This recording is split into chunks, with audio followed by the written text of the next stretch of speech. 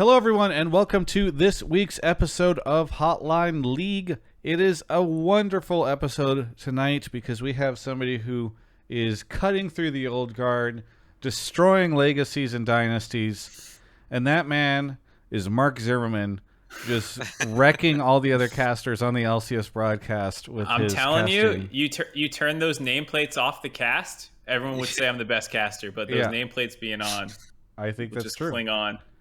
It's it's the brands that cause you such pain and issue. Okay, anyway, we do have somebody on. I will introduce him shortly, but first, my constant co-host Mark Zimmerman is here. Mark, how are you doing? I'm doing good. I saw a bunch of people tweeting about watching Naruto for the first time. Lorlo was tweeting it. Blaze Olive was talking about it. And then Ashley randomly shared an old AMV from Naruto at the same time. So I've just been watching all those old fucking Napster AMVs that you had to download and watch. They're absolute bangers. You know what else has been weird that you've been doing is you have just been playing a lot of League of Legends, which is unlike you in my experience. I've been on the League client and you're constantly on. I feel like I've probably played 50 to 100 ARAMs in the last week. Why? I just it was one night I was really bored. I didn't want to play Genshin. And so I was like, fuck it, I'll play an ARAM. And I just haven't been able to stop since then. And my productivity on all my side projects has fucking died. This is why I don't play League, is because I have a problem when I start playing. It's so weird to me because ARAM just seems like the oddest thing to get addicted. I don't know anybody that gets addicted to ARAM, right? At least whenever you're playing ranked, it's oh, I want to climb or I want to do this or whatever. ARAM just feels like such a casual mode to just be oh, I got to get another ARAM game in. I've got that itch right now. I don't know what to tell you. It's the truth. All right. Well, anyway, shout out to Alienware and Grubhub for sponsoring this episode. But our guest this week is none other than Palafox. How's it going, Palafox? Going pretty well, just vibing. Welcome to the show. Do you know how the show works at all? No, but I figure I'll get the hang of it, Yes, perfect. Fantastic. Did you know, so I just posted an interview with Palafox, Mark, and the headline is, and I don't know if he knows this yet, the headline is, "The Old Guard is Overrated," which is what Palafox said in the interview. And I feel like it's really timely given how their match went this weekend. Yeah, well, I mean, he's been beating that drum for a little bit now, I think, with the... You were the one... Didn't you do an interview about, nameplates? Not the RJS thing. Didn't you have a separate interview about, people, just getting buy on brand value? Yeah, pretty much. Yeah. Yeah, I mean, I think I was just kind of frustrated with, I don't know. I just get flamed for some dumb shit sometimes, and, they're basically, people's mistakes are just don't even matter. As long as, they have a following behind them. But, do you think that the CLG organization, do they, first off, where do you live in, a CLG housing apartment, or do you have your own place? Yeah, I live with Luger and Jenkins, actually. So, yeah, we just live in an apartment 20 minutes away from the office. Okay. And does CLG provide you guys with lights in the apartment? Do you want me to turn on the light? I was just noticing that it was pretty dark there, so I just didn't know if this was something. I know a lot of the orgs are probably trying to cut back on costs, and so I didn't know. Yeah. Inflation's hitting us all. Let's put it that way. I think at some point in time you might want to turn the light on because it is, you look. Yeah, I'll turn it on. You're in the dark. Okay. So let's talk a little bit about. Let's talk about if you've watched Naruto. I've not. Travis, watched have you watched Naruto? No. Mark tried to get me to watch anime one time, and I had to Palafox, fight him for Naruto? 20 minutes straight, almost physically. It makes me feel bad because I was seeing the Twitter post you were saying about people watching it for the first time, and I tried to watch it last year, but I stopped around episode 60. I just couldn't. It's too badly animated. Yeah, pretty much. I think I Contracts recently to got just refund chat checks just on said you're Twitter. terrible, Palafox. You can't insult. By the way, this is exactly what I predicted. By the way, about a pro player showing up and just being like, "This guy sucks," but you can't insult anime around him because he will get very offended, I guess. Yeah. Well, Mark never asked me how my day's been going, so I will just say. How's your day, dude? I had a slow start to the week. I woke up not feeling very good, but it's not COVID. It was something else, I guess. I'm starting to kind of recover. But the one thing I did today that was productive before doing this was I went to go check out the new Golden Guardians facility because they're building out a new like office space down there. Like all the esports teams for the most part are all down in Playa Vista, and Golden Guardians did something cool where they reached out to let me like go in while it's still in progress, so that it's not just like they can kind of let me see like the development of it and kind of how it's coming along, and it's actually pretty cool, and it makes me feel good about Golden Guardians because it's like a pretty deep. It's nowhere near like 100 Thieves Compound TSM 35 or $50 million office depending on when you ask them. It's I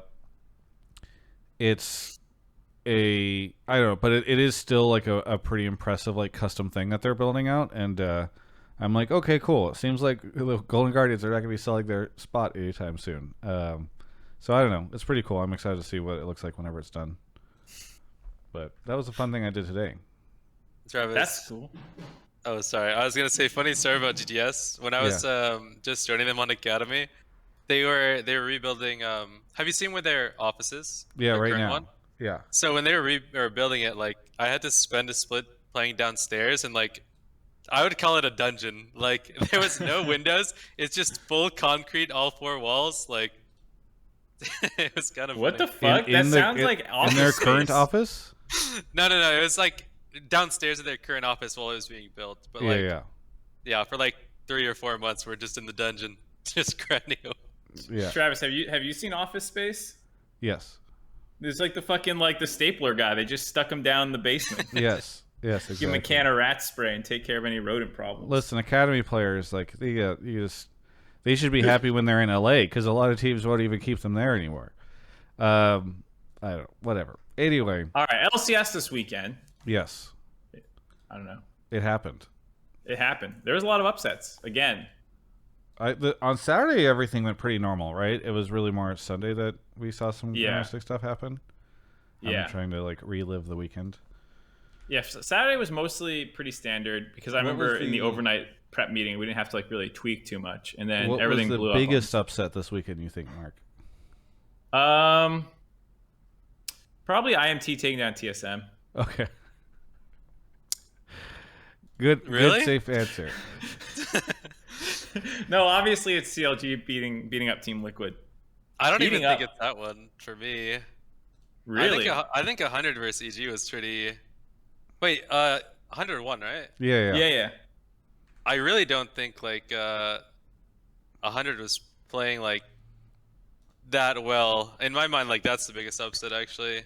I mean, the thing is, they were in the standings. They were so close to EG, and they were like tied for second.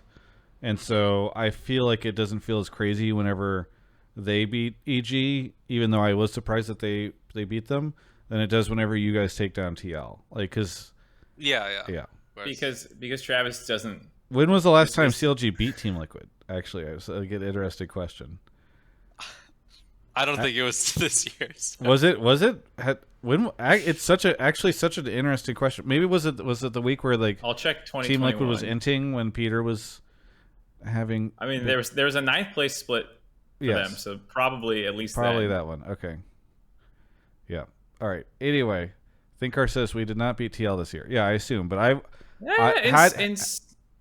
what? I was gonna say in summer 2021 they beat them. It's been a year. Yeah, it's only been a year.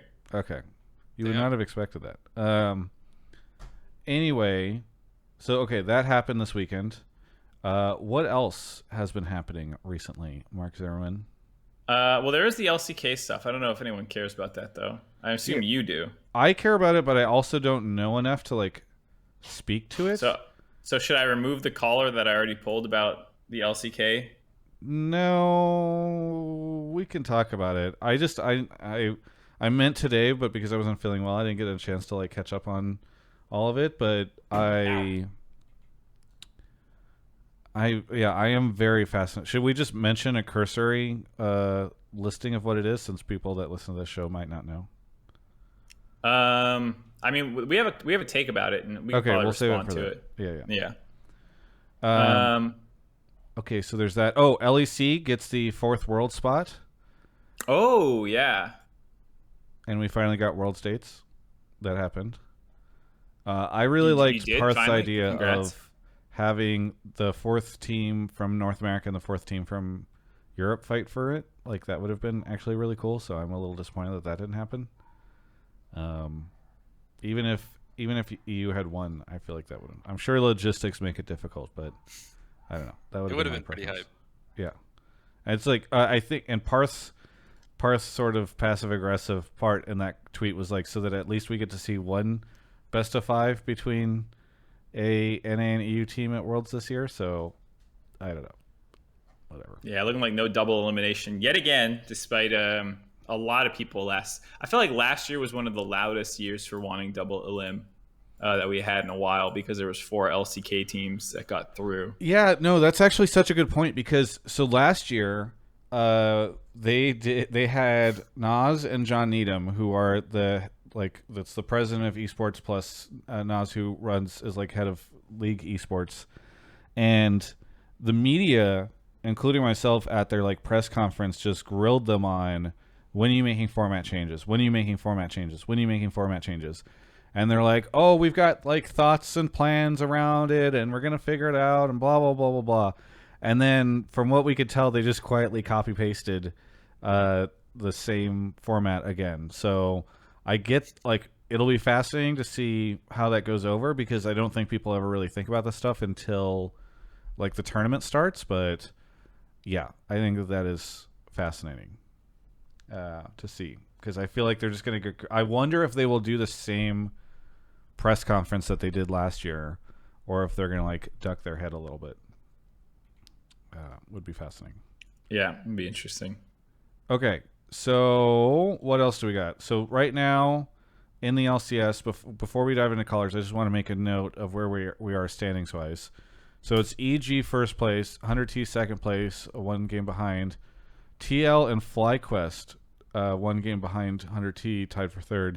And then Cloud9 CLG tied for 5th at 6 wins. And then everybody else behind them. Which I think is like an interesting place to be at sort of this check mark of the league. And I think people should talk about that. Let's ask a couple questions to Palafox before we take calls, though. Mark, okay. Ask him a question. What the fuck? Expert interviewer Travis Gafford. So one question I had was, well, we'll get into like a couple of things about the upset later by callers, but how do you feel about you were talking about a lot of the teams being overrated, or not overrated, but getting by on brand value. And I know there's been a lot of conversation about, is 100 Thieves actually good or not? Everyone knows EG is good. Is TL actually good or not? Do you think these teams are getting like just overrated right now, and like they're not going to be actual bigger threats in playoffs? Do you think like that is? Are they, because you're close behind them? FlyQuest is tied with Team Liquid right now. Like, I don't know what your feeling are on the top teams. Yeah, so I guess like TL and 100. I feel like TL has just like they're trying to branch out a little bit, so I can see them being a threat in like an actual playoff match, right? A best of 5. They'll just go back to their normal like AFK style, hope enemy team fucks up, you know. 100 Thieves is like the biggest question mark for me, because I think a lot of their players have been pretty inconsistent this split, and yeah, I mean, I just think they're really inconsistent. I don't really think that anybody but Closer is just having like a great split on their team. Yo, did you miss that Azir game though? Yeah, I mean, yeah, he played like okay in that game. I think. I'm not gonna lie, I don't really remember it. I just went home. Yeah. He beat JoJo, the savior of North America. Of course, he must be amazing. I mean, at one point in time, I feel like he was 6-0 on Azir, like halfway through the game. Dude, maybe he smurfed. I don't know. I'd actually need to watch their games a little bit closer. They're the biggest question mark for me. I think 100 Thieves will probably be like the actual biggest threat like in playoffs to any team. Past that, like, yeah, I don't know. TL seems like huge question marks for them for me. And FlyQuest is like the most interesting one to me because I think that Takui and Jose are a really good mid jungle pairing. Like, probably top 3 like mid jungle. But I think like Philip is like, I have no clue. I just, yeah, I don't want to flame him too much, but like, Sounds like you're biting your tongue. yeah, I don't, dude. It's like he got put in like a shitty spot. I think I played with him for the first time when I was on FlyQuest in summer, and he got brought up like at the very end of that year, and past that, like he didn't even really play pro, right? So like imagine you're just on like he's top 3, top 4 team, Yep. right? Just on a top 3, top 4 team on like his very first year playing. And I don't think he was looking so awful in academy, but in LCS he's like actually doing shit, right? Like doing his job. So it's funny you say that because like people are starting to be like, look, they just didn't give Philip a chance. No one thought he was going to be good, and he's actually great. And it's like the broadcast was like talked to the coach of FlyQuest. It was like, I think it was Sharks or maybe it was Nick Fan. I don't remember. Like we asked FlyQuest and they're like, you know, you swapping Kumo for this really young kid. What are you expecting? They're like, he might struggle out the gate. We're not expecting a ton. And we're like, okay, great. That's what we'll say. And then people are like, wow, the broadcast didn't believe in him. And like, that's what the org was saying about him. What the fuck? Yeah, I mean, yeah, that's pretty funny. I'm not gonna lie. Yeah, I mean, he's been good. He's been better than I think even their own, like the own org expected. And that's Yeah. He deserves a lot of praise for that. But I heard he's also like a really funny person. The team gets along with him, and like just being a good like positive force on a team can like go a long way, even if you're not like smurfing lane or anything. Yeah, 100% agree. All right. So, by the way, do we have? I assume we have a Cloud9 take, Mark. Because here, let me just prime it this way, which is to say, I feel like I've heard from multiple people, and I saw a little bit of discussion in this chat. Like I was talking to one of the LCS coaches yesterday. I won't say who.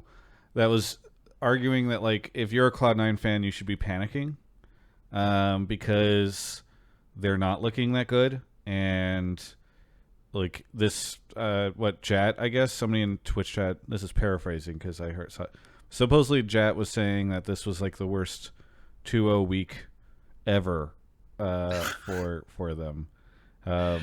So they looked pretty bad. I mean, they did. The funniest thing is that they're 6-2 since they brought in their main roster. But like they've had so many games where it's like you should have lost that one. There was the Golden Guardians one. There was the Dig one.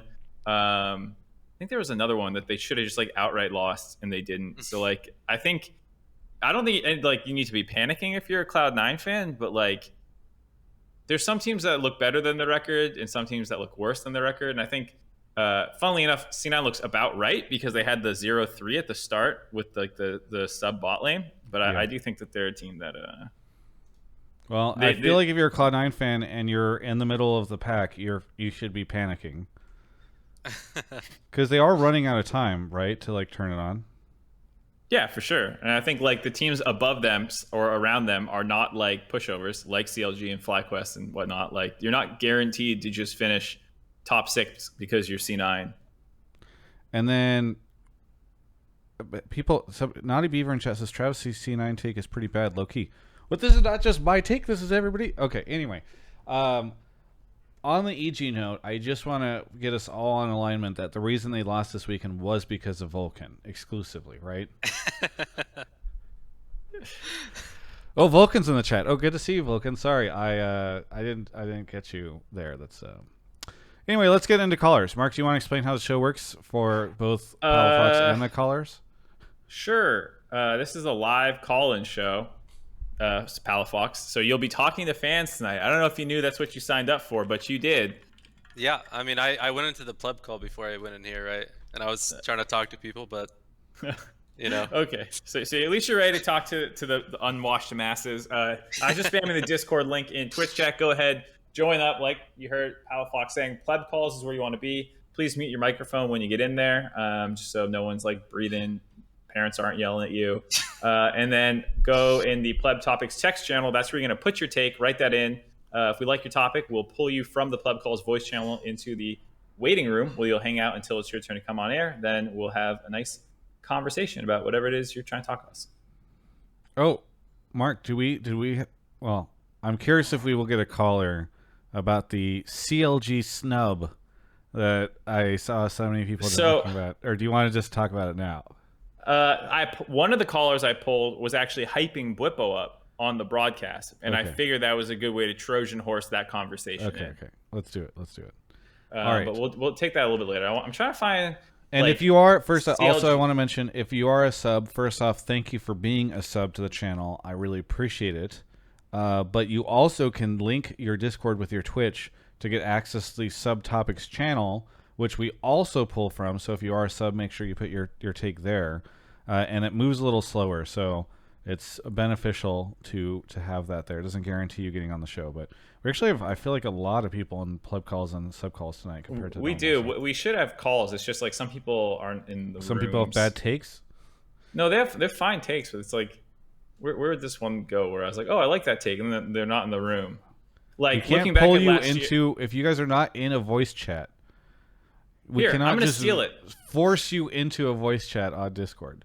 Lest Force, you have a great question that you asked at 6:50, but then you disappeared. Not able to call. Oh, they said not able to call in. Well, then perfect here. Palafox, looking back on last year, what takeaways do you have from when the entire FlyQuest team got sent down to Academy in summer? And did any of those lessons help you improve on CLG?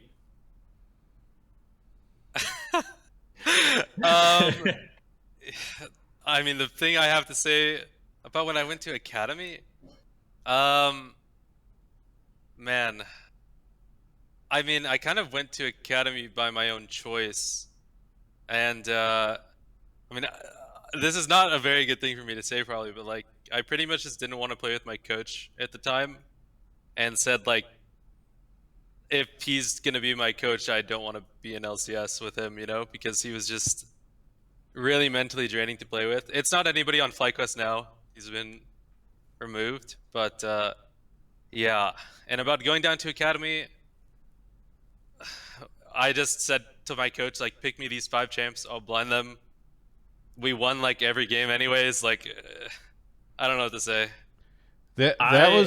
Thank you for confirming something that I had heard and had kind of hinted at last year on Hotline League, which was like, that was the year where you guys were like struggling in LCS, and then the Academy team came up and started kicking ass, and it's like, oh wow, these are really great, and then they started struggling, and it was like, okay, what is the common denominator? Like, what does it mean when you move the Academy players up to like work with the coaching staff on the LCS side, and then they get worse over time? It was pretty obvious that the coaching situation was not great there. Yeah. I mean, the only thing I can really say about it is like, if you have 10 players complain about a coach and then you still stick with him, like, I don't know what to say. Probably the wrong move. Yeah. Well, FlyQuest is in the chat, so maybe they'll get it.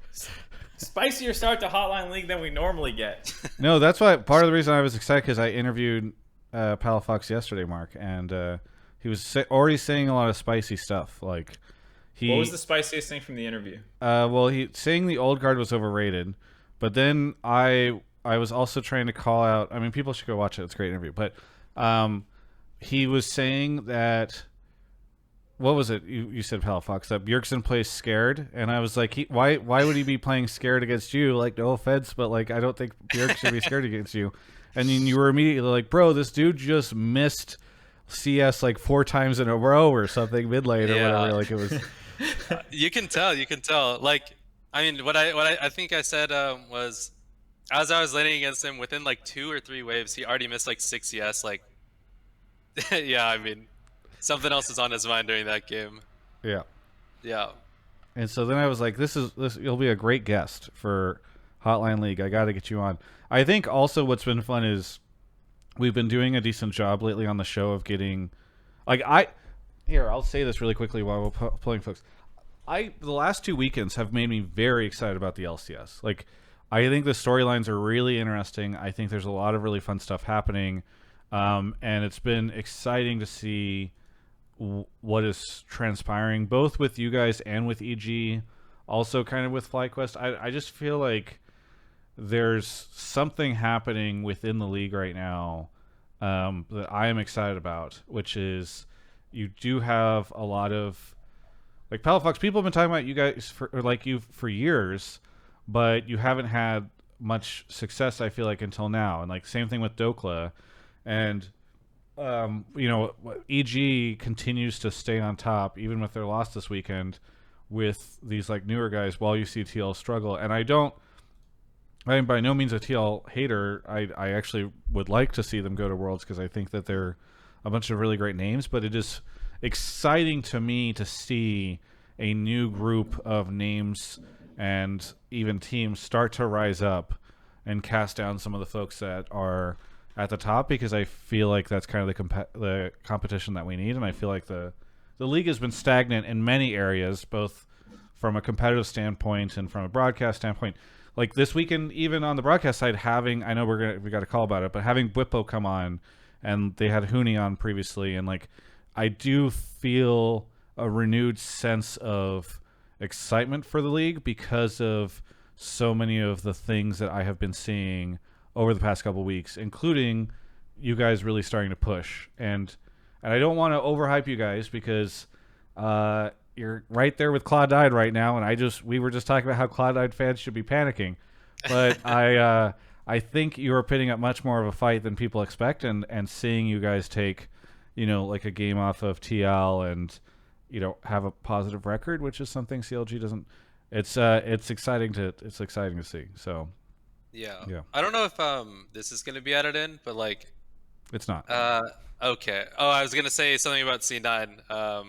Say it. Like, yeah. I mean, like I think C9's top side is struggling right now, and most of it's just due to like, I think Jensen's slacking a bit. I think Blabber's having his like worst split in a very long time, and I think like, I mean, I guess Fudge plays solo queue, or at least I hope he does. I don't know if he does, but it really just seems like the only grinders on C9 are their bot lane. Like, Sven has 147 games in CQ, which is actually insane, by the way, and Berserker has 103, and the rest is like 70. So like, hopefully you would expect them to like start ramping up and actually playing more, but it just seems like that's not the case. Yeah. Is top and champs queue like the least played role? Because I feel like a lot of top laners are like 1v1 spammers. Because I know Fudge has talked in the past that that's what he does. Soul was on here saying the same thing last week. Mm-hmm. Yeah, I mean, it does seem that way. Like, I'm just looking at it right now, and it seems like, I mean, Fudge has 3 games. Someday 43. Doesn't see Philip, but seems like they're all pretty low in top lane compared to like every other role. And that is the role we're missing the most, when we're in the queue. I guess top laners are just fucking slackers. That's the role you go there to play weak side, pick me Ornn, no one look at my lane. I mean, Fudge has talked about this before. I do want to just say that he, whether or not people agree with this or not, or think it's a good thing, he's talked a lot about enjoying 1v1s, and I think Soul was talking about 1v1ing last week, where he does a lot of 1v1s and stuff like that. So it's not like these people they've at least addressed this in some way, right? Yeah, I mean, I think the hard part is like, all right, so let's say like you have a teammate that just like doesn't really play much solo queue and you can't see it, right? A lot about being on a team with somebody is like seeing the effort they put in. So it's like, if they have a bad week or a bad scrim day, you can immediately go back and trust them, right? So all I can hope is that like, if Fudge, obviously Fudge didn't have so great of a week, right? That he's like, I guess at least 1v1ing in the same room as these people all day and showing them that like he's putting in the effort. Yeah, that's fair. So I know you're about to gas somebody up. What top laner in the LCS plays a lot of champions queue? Is there anyone that springs to mind? Yeah, I believe it's my top laner that actually plays the most. Yeah. I've Can actually you remind been watching everybody his who your stream a top lot. laner is? So just will we get his name out there? Dokla. Dokla, plays okay. the most champions queue of any top laner by like 30 or 40 games. So, yeah. Do you think Yeah. Champions Queue helps? Really Yeah, I mean, quickly? champions queue for sure helps. By the way, on a side note, Dokla also does 1v1, so like, just gonna put that out there. I love it. Casually calling the rest of the top laners lazy. All right, let's get into some calls. We've been Let's do it. bouncing around for a bit. Mark is off to go grab our first caller. Shout out to a bunch of folks. I shouted some out before the start of the stream, but Perchy99, I love you, chat. Kobe with the rate of 200 people. Love it, Kobe.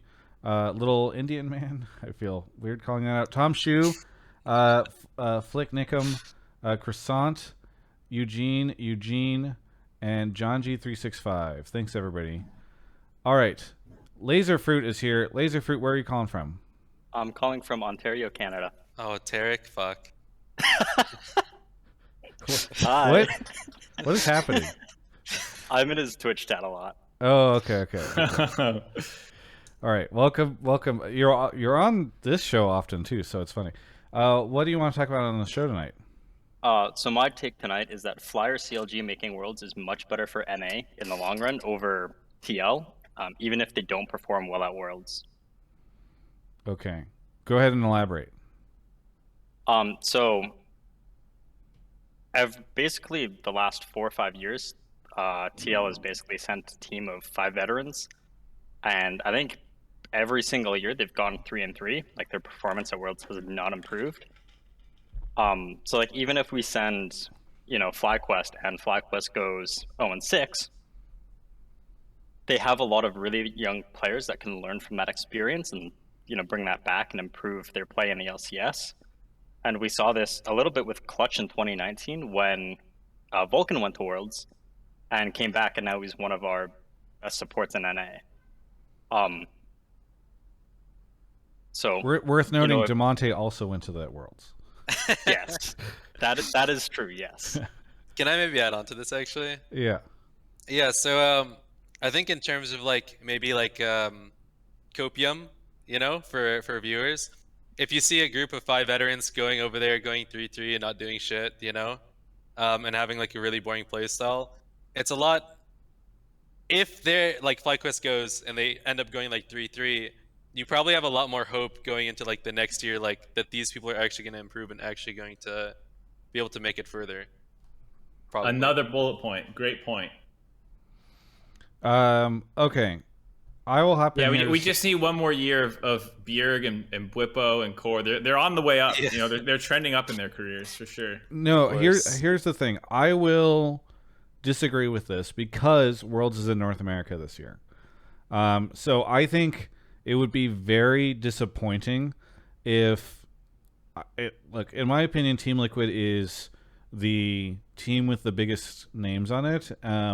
You've got obviously Bjergsen at the head of it, and Palafox doesn't think too much of his play these days, but he is a really big deal, and it would be very unfortunate if I think it's better to have TL go 3-3 and actually play in the group stage and have games that they win, where the fans can get excited whenever they're at New York's venue, than it is for those fans to show up and just watch FlyQuest go 0-6. If these are the two alternatives or the two scenarios you're painting me, I would agree if this was any other year. Because guess what? Any other year, North America's not awake. It's fine. It's whatever. What were you going to say, Lazerfruit? I want to disagree with that, because let's say TL goes to Worlds, they go 3-3 again, and then where's the excitement when half that roster leaves back to Europe? TL has changed their roster every single year after going 3-3, and half their team has left the LCS. I completely agree with you on that front, Lazerfruit, and you will find nobody who talks more about roster turnover and stuff than I do. But the excitement is not there. I agree the excitement's not there when they leave. The excitement is in the stands when they're winning games against teams, or they manage to beat an EU team or something like that. I care a lot about the show this year, and I don't know, people are gonna get pissy about me saying this or whatever, but like I do think that we need to have an entertaining Worlds for North American fans. We haven't had Worlds here since 2016, and so I would be very disappointed. I just don't. I think FlyQuest can get some great experience, hopefully staying together and scrimming the Worlds teams that are all going to be here in this region. Like, I hope all of our teams do this. I feel like G2 did a pretty good job of doing stuff last year this way whenever people were competing in Europe. But I really want big names to be at Worlds this year. And like I also recognize that this is the wrong venue for me to be making this statement, because Hotline League has all these like hardcore fans that are like, nah, fuck the World show, guys. Like, who cares? We want like NA talent. Like, what do you think of Emily's point though, that NA fans would potentially be more behind a FlyQuest or CLG roster at Worlds based on how the Houston crowd reacted to EG having a good showing and starting to win some games? They were much more excited about EG than anyone else there. Thank you for letting me know that this is a thing. I did not catch her saying this, but now that she has, I will add this to the the Rift reaction show notes for She tomorrow. said she's going to bring it up tomorrow too. Oh, really? That's why okay. you got to read Twitch chat. Okay. She said it in the chat? Yeah. Okay. I'm writing right now. Emily is wrong. Stalling. Underneath the LCS stalling section. because he just got trump carded by Emily Rand. No. I was typing into the show notes. I don't have those set up to show people. Literally caster stalling. You could literally. I just typed Emily is wrong into the show notes of Rift Reaction. Why is Emily wrong? She sounds right to me, dude. Tune in tomorrow for us to talk about it on Rift Reaction. No, I'll talk to her about it there, because maybe I'm misreading, but her statement, obviously she just typed one sentence into the Twitch chat about it, but like that's just wrong. Like, people got excited about EG. Nobody was a fucking EG fan until Danny's pentakill in that arena. Like, there were some EG staff members there. I'm sure they were rooting. I'm sure Nicole was excited, but like there's nobody was like a huge EG fan until that happened, and then and they're also playing against other North American teams. But assuming that these fans, though, without winning. Yeah, that's exactly what I was gonna say, Palafox. Like, if Palafox shits on Bjergsen in a best of 5, like he just did this weekend, people will be excited to see him then, because he would have had to have beaten these teams to get to Worlds. The caller offered me 2 scenarios. One was TL going 3-3, and the other was FlyQuest going 0-6. You made that up. 0-6 is not. 0-6 is not what this is happening. Like, yeah, guess what, Mark? I will agree if you give me these 2 scenarios. TL goes 3-3, or FlyQuest goes 6-0, crushes it, and makes it to the quarters, where they lose in a 5-game series against fucking Faker. Then I agree. That's a lot better for us, and I will happily choose that. Let our guests talk, Travis. I was just gonna say, what if like FlyQuest games were all so close, like they're both hitting the Nexus, and like they just happen to lose 6 games, like both open Nexus? That would be fucking cool. Like, those games would be so hyped. Yeah, we could just program whatever. This is not players. We can't just script what we want to have happen here, guys. Like, how sick would it be if Philip ran over and suplexed a player on the other team? Like, that would be incredible. Wouldn't people tune in for that and get excited? Like, yes. Like, Philip beat Faker in a fist fight backstage. That would be sick, actually. That's good content. Yeah, like, we could just create these fantasy scenarios all day, but like, I was reacting to what Lazerfruit put together for me as a package here, My bad. All right, I'll say this. I mean, like, I understand the importance of having hype around Worlds for North American fans to help reinvigorate a lot of interest and whatnot. Like, it is something that is worth considering. But I'm just not sure that, like, fans are super in love with TL or 100 Thieves. Not like they dislike them necessarily, but like, I don't think that they are like these. It's not like TSM of old, where like they're 50% of the fucking viewership, and if they don't go, yeah, that feels bad. Like, I don't think that they have a stranglehold on the viewer base the way some of the top teams in the past did. No, here's what I think. My theory on this is that you have, like, the fans that will be going to Worlds in North America are like in a lot of cases, very casual League fans. Like, if we're going to be filling those stands, it's not going to be they're not going to be filled with like people that are still actively watching LCS on a week-to-week basis. Some of them will be, right? But like the viewership's just not there. So I think that a lot of the people that are going to be going are people that are like, oh, Worlds is in North America this year? Like, oh yeah, I only watched Houston and Chicago, but like I'm down to go, or like my friend's going to drag me. I haven't watched in a long time. And those people want to see Bjergsen. They want to see Core JJ. They want to see these folks. Like, those are the names that are still recognizable to them that are continuing to compete. And so I think I think that is why you want Team Liquid to go. Not because I think that, like, I don't know. I don't think that that's... I don't know if any of them know anyone but Bjergsen. Sure.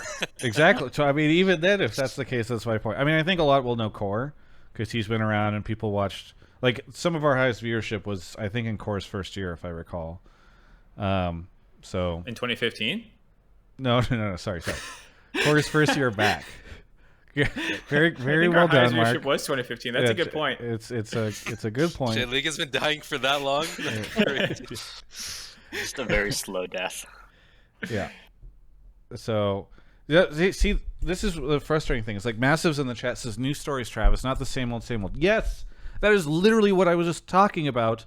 Like, what I was saying, I was excited about, like, CLG and folks doing well. But I think Worlds is a different thing. And I'm not, by the way, I'm not saying that this, like, Palafox. You get the news stories with Evil Geniuses. Like, let's send Evil Geniuses and Team Liquid, and then, I don't, because Palafox is here, CLG, and, like, you still, it's not like we only have one slot. We don't have the freebie slot that Global's decided to just hand Europe, even though they're about as good as us.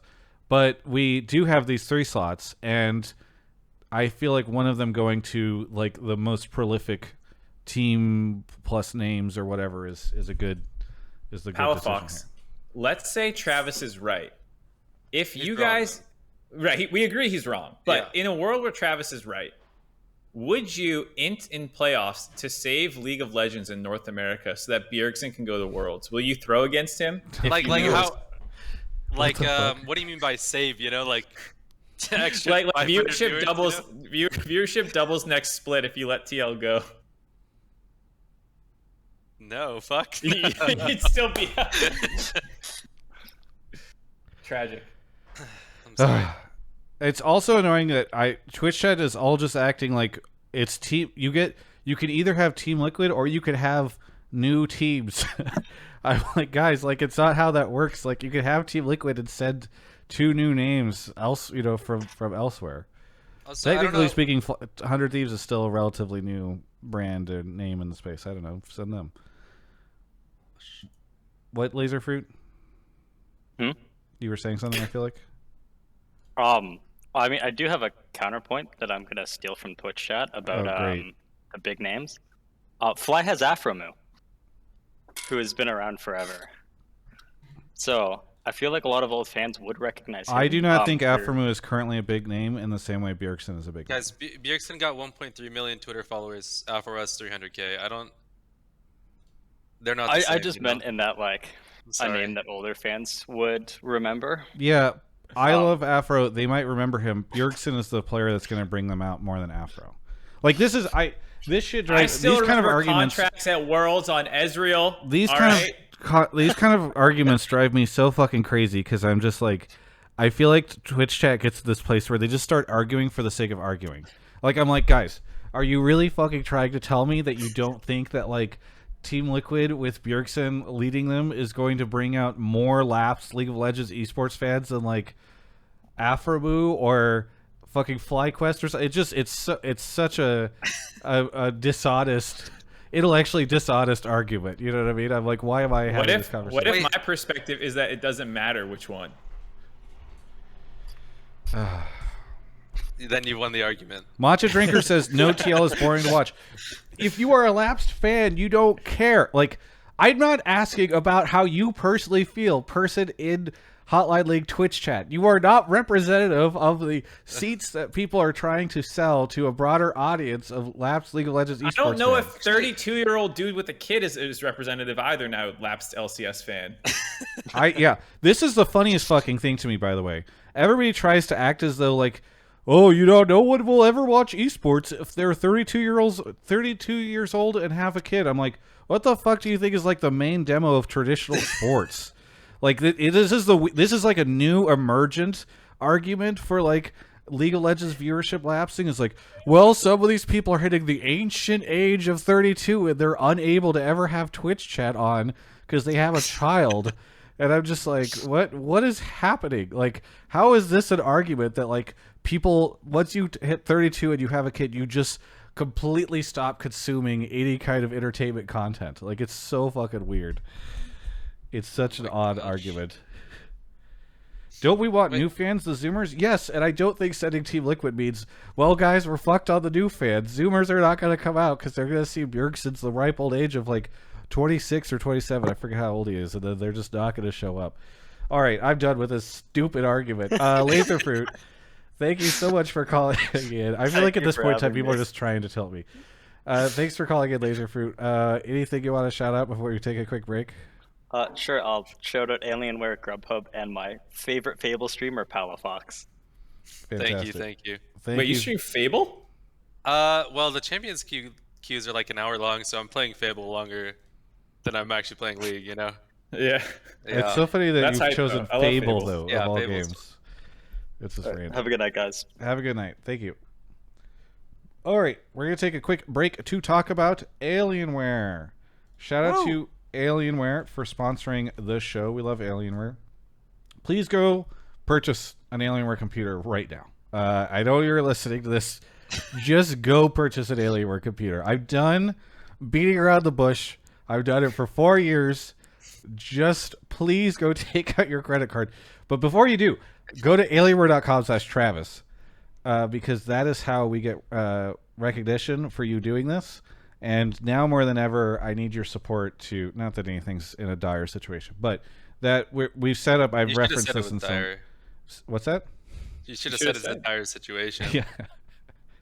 If you don't want Team Liquid go to Worlds, make sure that you... Actually, here we go.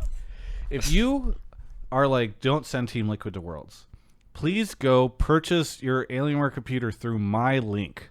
Because what you will be actively doing is undermining the Team Liquid organization. Because Alienware will look at my link, see that people are purchasing so many Alienware products from me, and they'll be like, wow, why is Team Liquid underperforming as our brand that we sponsor? And that ripple effect of confidence being shaken within Team Liquid will echo out through that organization. So if you're one of these psychopaths that is like, well, if we send BJERG into Worlds, that's terrible, then please go purchase an Alienware computer at alienware.com/Travis. There's a link in the description of the YouTube video, and if you're watching on the VOD or whatever, but please go do this. I really appreciate it, and I really hope that if Team Liquid or if Alienware ever sees this like ad part, they're gonna at least have the context to understand what the heck is going on.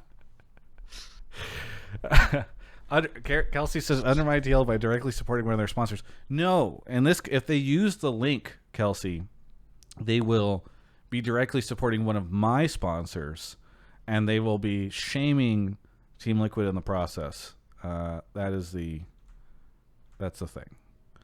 Spader 8 says, since Riot doesn't want me to buy Worlds tickets, I guess I'll buy a laptop. Is that because they're still not on sale? Is that what you're talking about?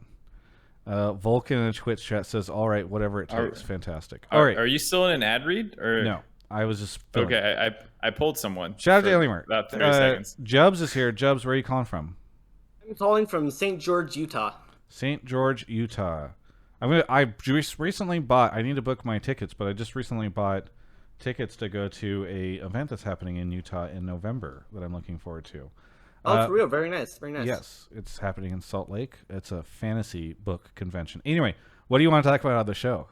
I'd like to talk about how Huni and Bwipo being on the broadcast is absolutely amazing for the broadcast. I think they bring a lot of interesting personality and analyst of the game to the broadcast. That's been I don't want to say lacking, but they bring a very interesting aspect of it that can allow for these players and their teams to advertise a lot more and get more viewership and sponsors.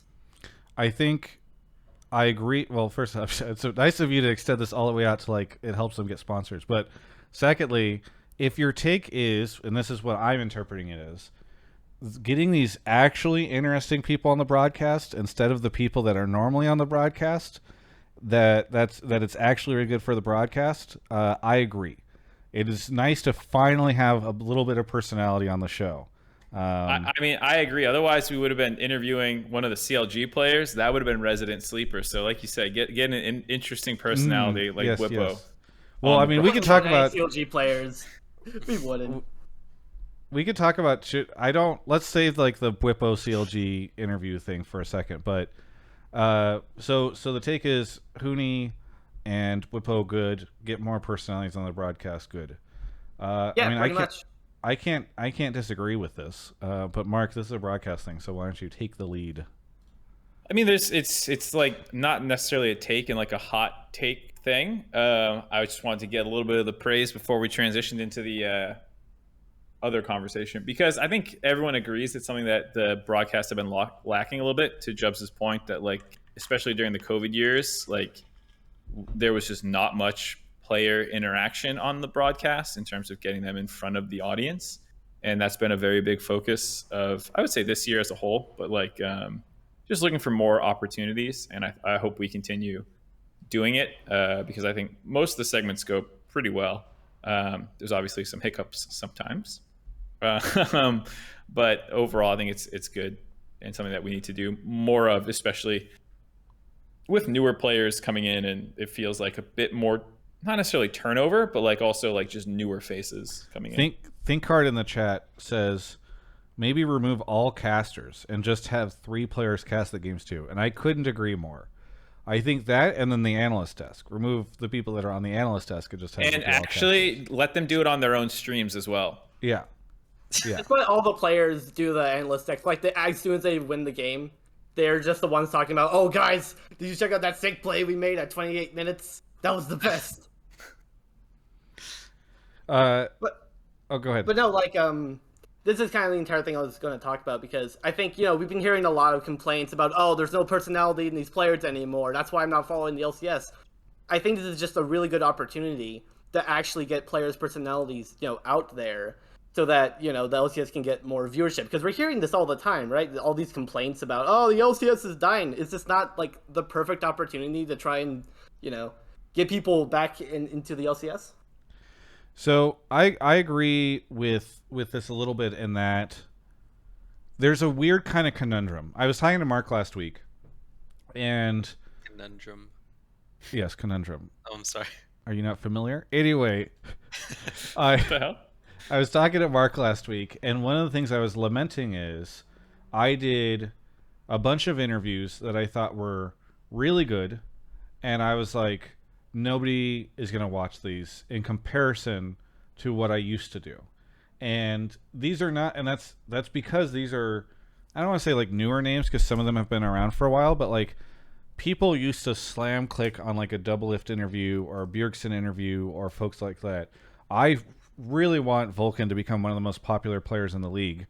But like right now, it's hard to get people to watch an interview with them. I think just because they're not used to like watching Vulcan interview content. It's kind of this like weird catch-22. I'm not just saying that because he's been in the chat, but like it's kind of this weird catch-22 where like I'm like, this is a really good interview.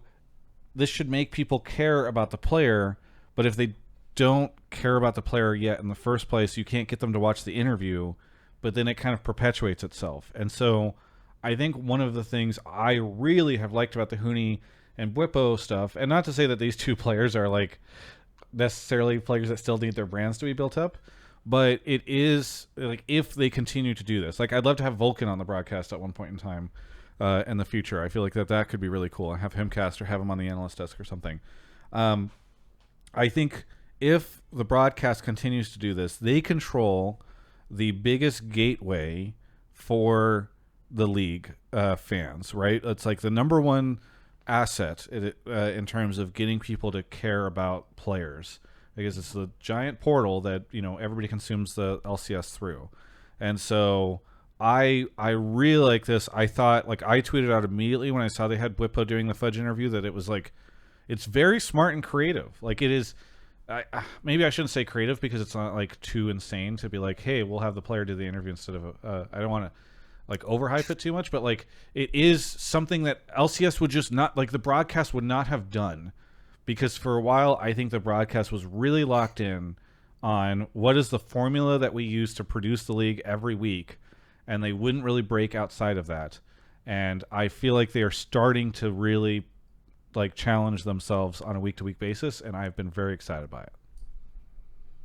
Palafox, it's been a conversation about in the community a little bit that players don't put in the effort necessarily that they used to in the come up of the league scene, because they had to obviously hustle for money because you weren't guaranteed to be getting it through contracts or anything like that. You know, it was like tournament winnings and streaming. So obviously everyone tried really hard on content creation. There's been conversations about that dipping with rising salaries. How do you feel about like content and trying to make your own or just appear in it? Or is it for you like, I want to spend 90% of my time playing the game and not really thinking about this kind of stuff and like brand building? I mean, I never really say no to any content that's put forward, because like at the end of the day, it's like fun to do it, right? But like producing my own content just seems like a bit of a hassle. So like I was streaming for a bit. Yeah, streaming's like a bit fun, but like I don't know, I just feel bad. Like the queue times are really, really long. I'm kind of just playing Fable. I guess I kind of stopped caring about that, but like, I mean, that's how it feels for me. Just, you know, kind of just trying to focus on League. I actually don't think it's that bad when queue times are long, because League queue times used to be long back in the day. I think they actually optimized it a ton to make them a little shorter, but like, I feel like pro players used to still have really long queue times back in like 2015 or whatever, and they would just like hang out with the chat. So it actually was like a decent way for pros to build like interaction, because they're certainly not showcasing personality during the games. I mean, I'm a really big fan of team houses actually, and I think like my favorite time, like I didn't really watch League back then, but my favorite content did come from like just the players being around each other, right? And you don't really get that when everybody just lives like in an apartment away, you know? So I hope everyone starts bringing back team houses. I know it sounds a little counterintuitive to the players, but I like it. So no, I think it's good. I like that point. I was talking to someone today a lot about just like general League stuff, and we were talking about I think there's Twitch and then there's Twitter, but a lot of pros don't really do anything on YouTube anymore. I was looking through a ton of pros trying to find personal YouTube channels, and I feel like that avenue's weirdly dead. And I'm surprised that orgs or people don't try to tap into it more, especially with like, I think a lot of orgs also deserve some criticism. I think a lot of people blame players, people blame broadcasts for not telling storyboard lines as well. I think orgs as well defaulted to docuseries for a long time. And I was watching this YouTuber called Chilling Smite, and it is like the most fucking ADHD editing bullshit ever. And I hate it, but it gets good views and it's entertaining for 2 minutes. And then my brain melts and I can't watch an 11-minute video of editing style like that.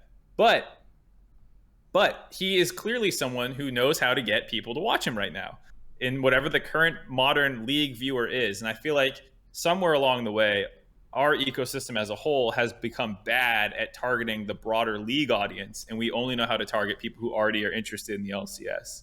And I'm surprised, like Afro does it, but like a lot of the people who have personal YouTube channels are old guard people. Like I don't know, like I was looking at Blabber, I was looking at like Vulcan and people. I don't know if I missed them, but like when I was looking around, I didn't see any of the people who have come up since like 2018-ish having their own personal YouTube channels. And I'm surprised that orgs don't just lend out their editors to do like more growth. Here's why you don't do it, Mark. Why is that? Why are you going to do that if that player's not going to be on your team next year? Of course. Of course. I don't remember what team it was. It may have been G2, but they had a YouTube video where all their players role swapped, and that was the entire video. And that was probably like the best bit of like League content from a team I've seen, other than like maybe the EG files. Like something just zany like that seems to get a lot more attention these days.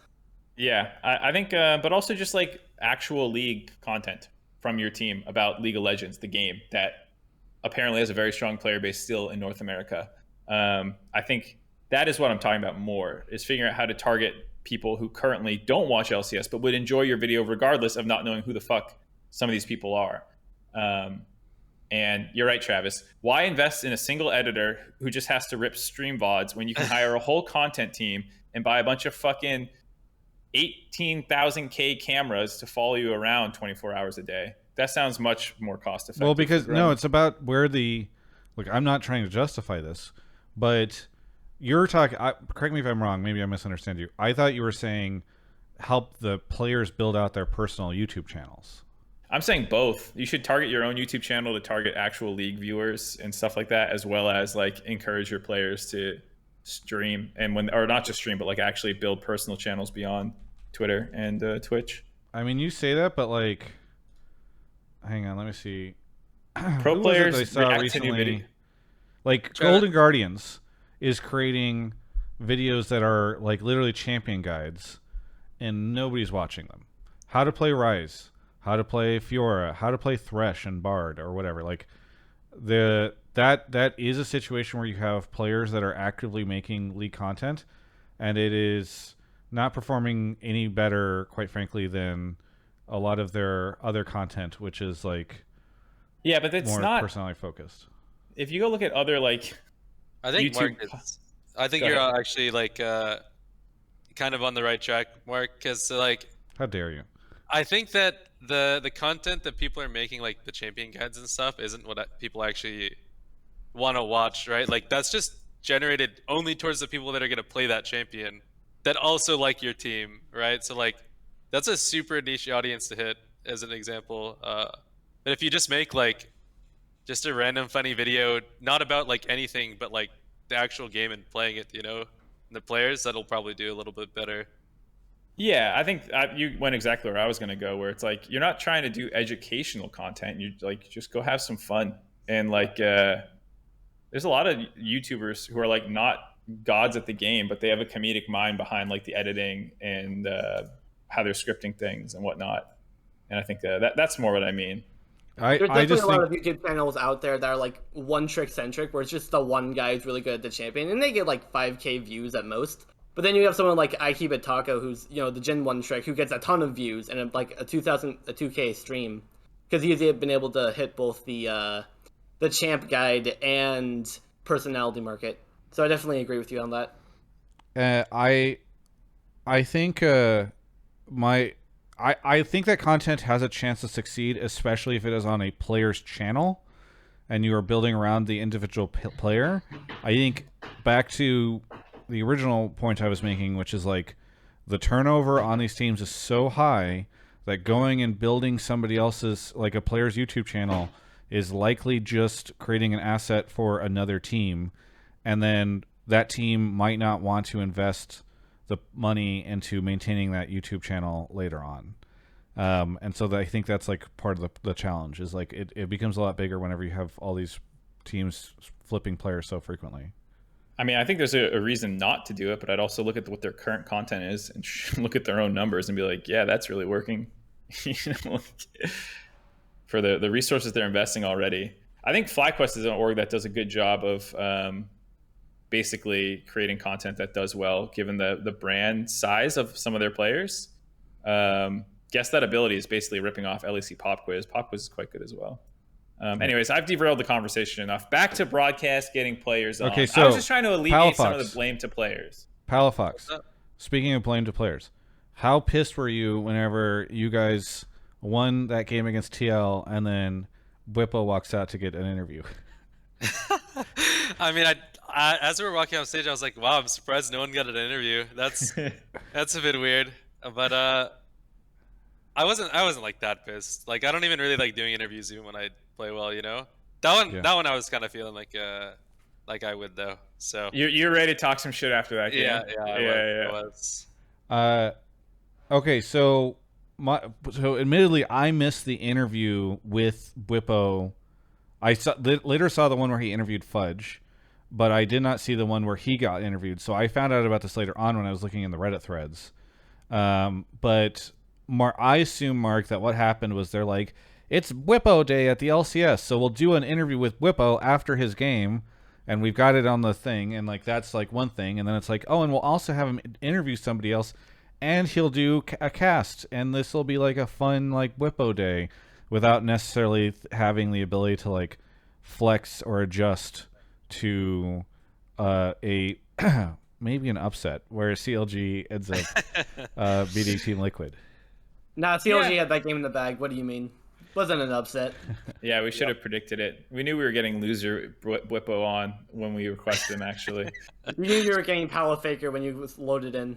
Yeah, I mean, so obviously the show was set up. We tweeted that Bwipo was coming on the desk like on Wednesday or Thursday. So obviously it was a plan. I think in an ideal world, clearly you want to have flexibility so that you can squeeze in a Palafox interview or whoever, cut to break, come back to Bwipo on the other side. Yeah, I think there's some fair criticism that didn't happen. Same way that there was some criticism when TSM didn't get an interview and we moved on to the next pregame. Or they got an interview, excuse me. They didn't get a postgame. They wanted both. But I think a couple of things were at play. One, Gabby wasn't there last weekend. I don't know if people saw it. She had a personal thing come up and was not around. So like, I think we had Pastry on standby. Like, so we do have other people. It's not like we lose interview capabilities. But like, that was one concern. Another concern is, and I'm not going to say who, but like sometimes you are a little worried about pro players backing out on things.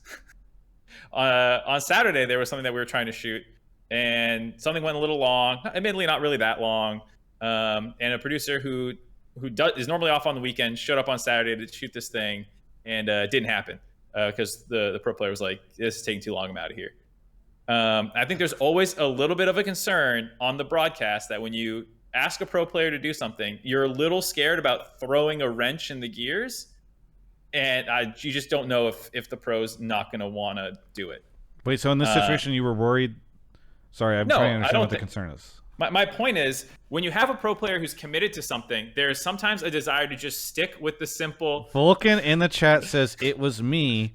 They wanted me to stay there 2 hours plus after my game. Yes. I'm not saying he doesn't have a good reason. Vulcan. But like... Yes. 2 hours. Stay after. I know it's annoying, but this league needs you to fucking stay there. I have been... Oh my god, Vulcan, you did this to me after I've been fucking beating the drum about how you should be the most fucking popular player in the league, and you can't spend 2 fucking hours? Go sit on your phone or watch the game or like... There's probably a spare computer somewhere that you could use. I don't know. Jesus Christ, man. Also, you're not even that far. You could have left for 2 hours and then come back. Vulcan, why? Okay, so I wasn't going to flame Vulcan because I do feel like he had a legitimate reason for, being like, you know what, fuck this. I wasn't going to. The only reason he's given is he didn't want to wait 2 hours for it to do the thing.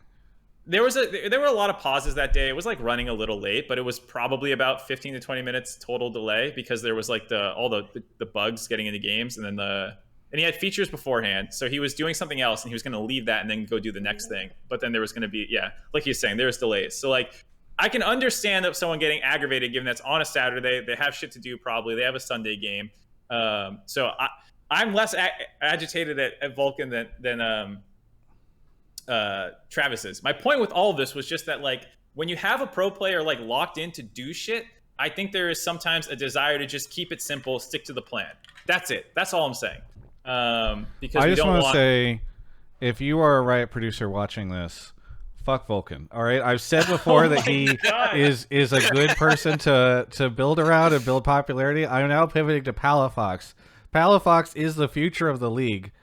Okay, like we don't need Vulcan. He can't sit around for 2 hours. All right.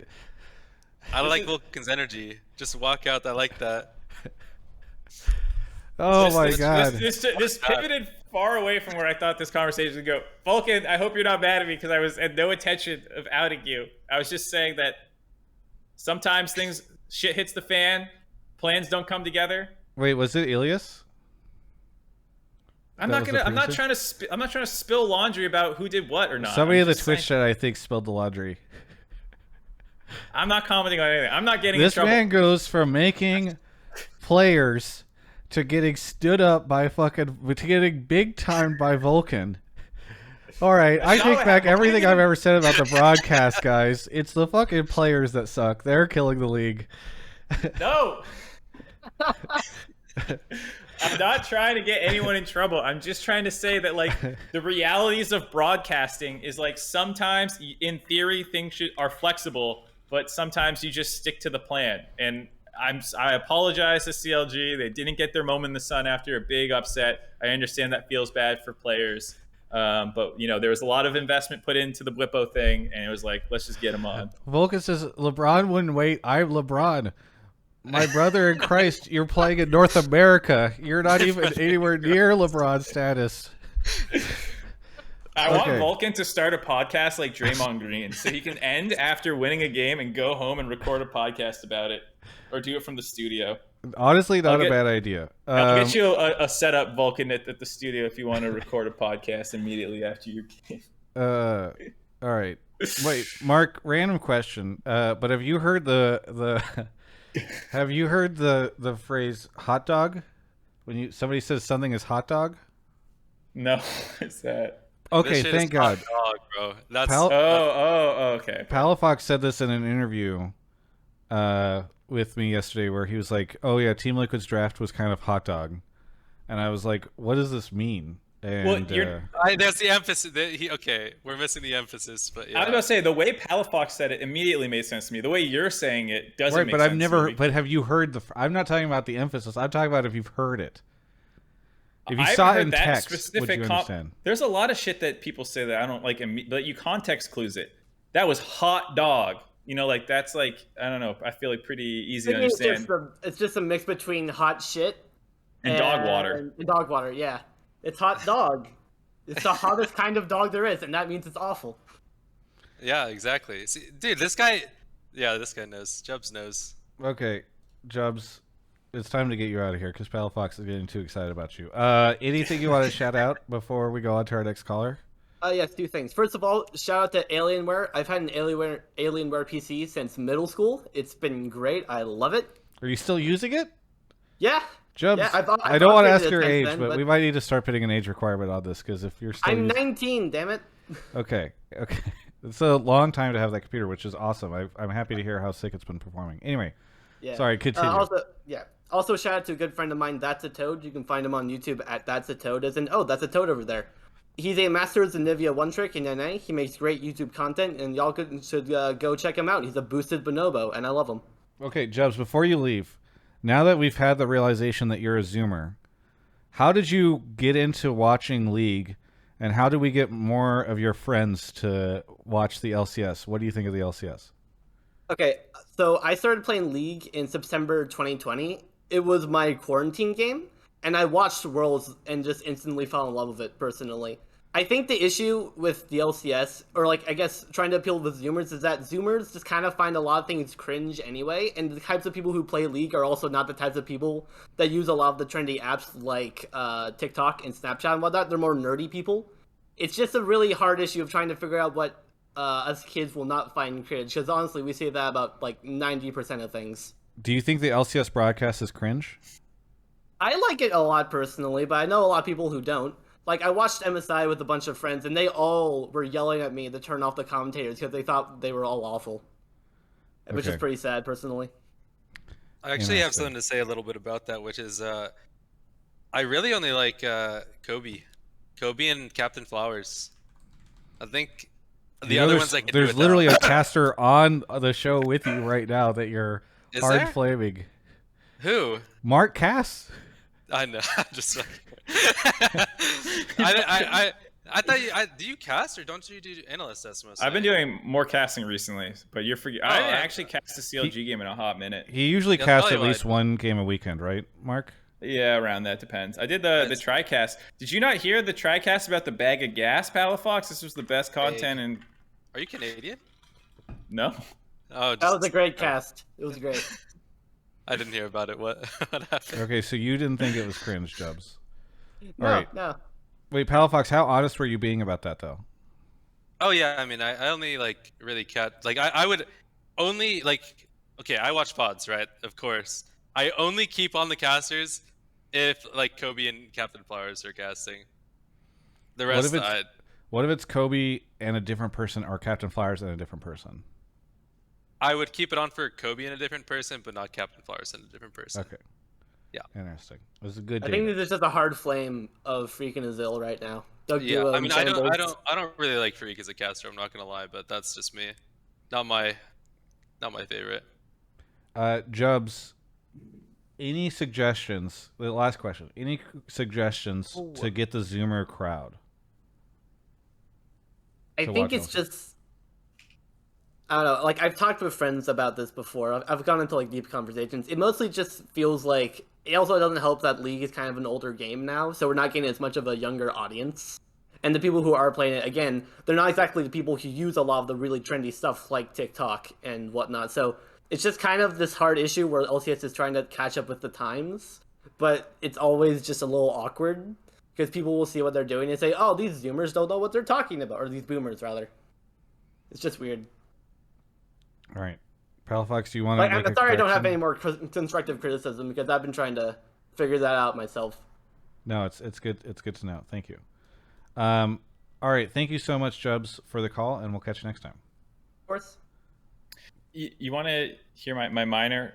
Well, I was gonna. I wanted Palafox because he typed something in chat, and I want because. Oh, you want to say it? Okay, people on YouTube and the audio can't hear, and so I want to make Sorry. sure that he's accurately I meant to demonstrating. say I also like Azale's casts. Sorry, that was also it. No, that's Me fair. and the play-by-plays are getting shit on right now. Unlucky. Yep. I mean, it kind of makes sense that the caster or that the players would prefer the color commentators, right? Because they're more likely to. I don't know. All right. I was gonna throw out that like to the caller's point about like Zoomers, not necessarily like the League audience, not necessarily being like hardcore Zoomers who are like on TikTok or whatnot. Like that's why I think just targeting League players is the best thing you can do, because from what I've heard, the player base numbers are strong in like League of Legends. For North America. In North America. No, I've heard this too, and it's actually so annoying because I want Riot to like squash the stupid like misinformation around League dying in North America, and they just don't ever talk player numbers. So, and it's something to be positive about for the North American scene. That even if LCS viewership has been a hot topic, at least it's like, well, there are people out there. We just got to get them to watch, and that's why I think like just like look at what does well on League, YouTube, or like different platforms and try and make your content similar-ish, or at least like target general League people and not always target only LCS fans. Like a lot of I like making top 10 lists. I like analyzing players, but like if these people don't know these players, this content will never matter to that person. And so like I think just sometimes here's what you guys really need to do is for the Zoomers and stuff. I think the LCS broadcast needs to start doing like reacting to the Johnny Depp Amber Heard trial, or stuff like that, right? It's all React content is now the new meta. So I feel like you guys need to start doing stuff like that. Like the dive is outdated. What I need is okay. So podcasts are actually good still. The one thing that actually still does. Yeah. How old are you? 31, baby. You're really in tune with the Zoomers. You're like a Zoomer at heart. I like that.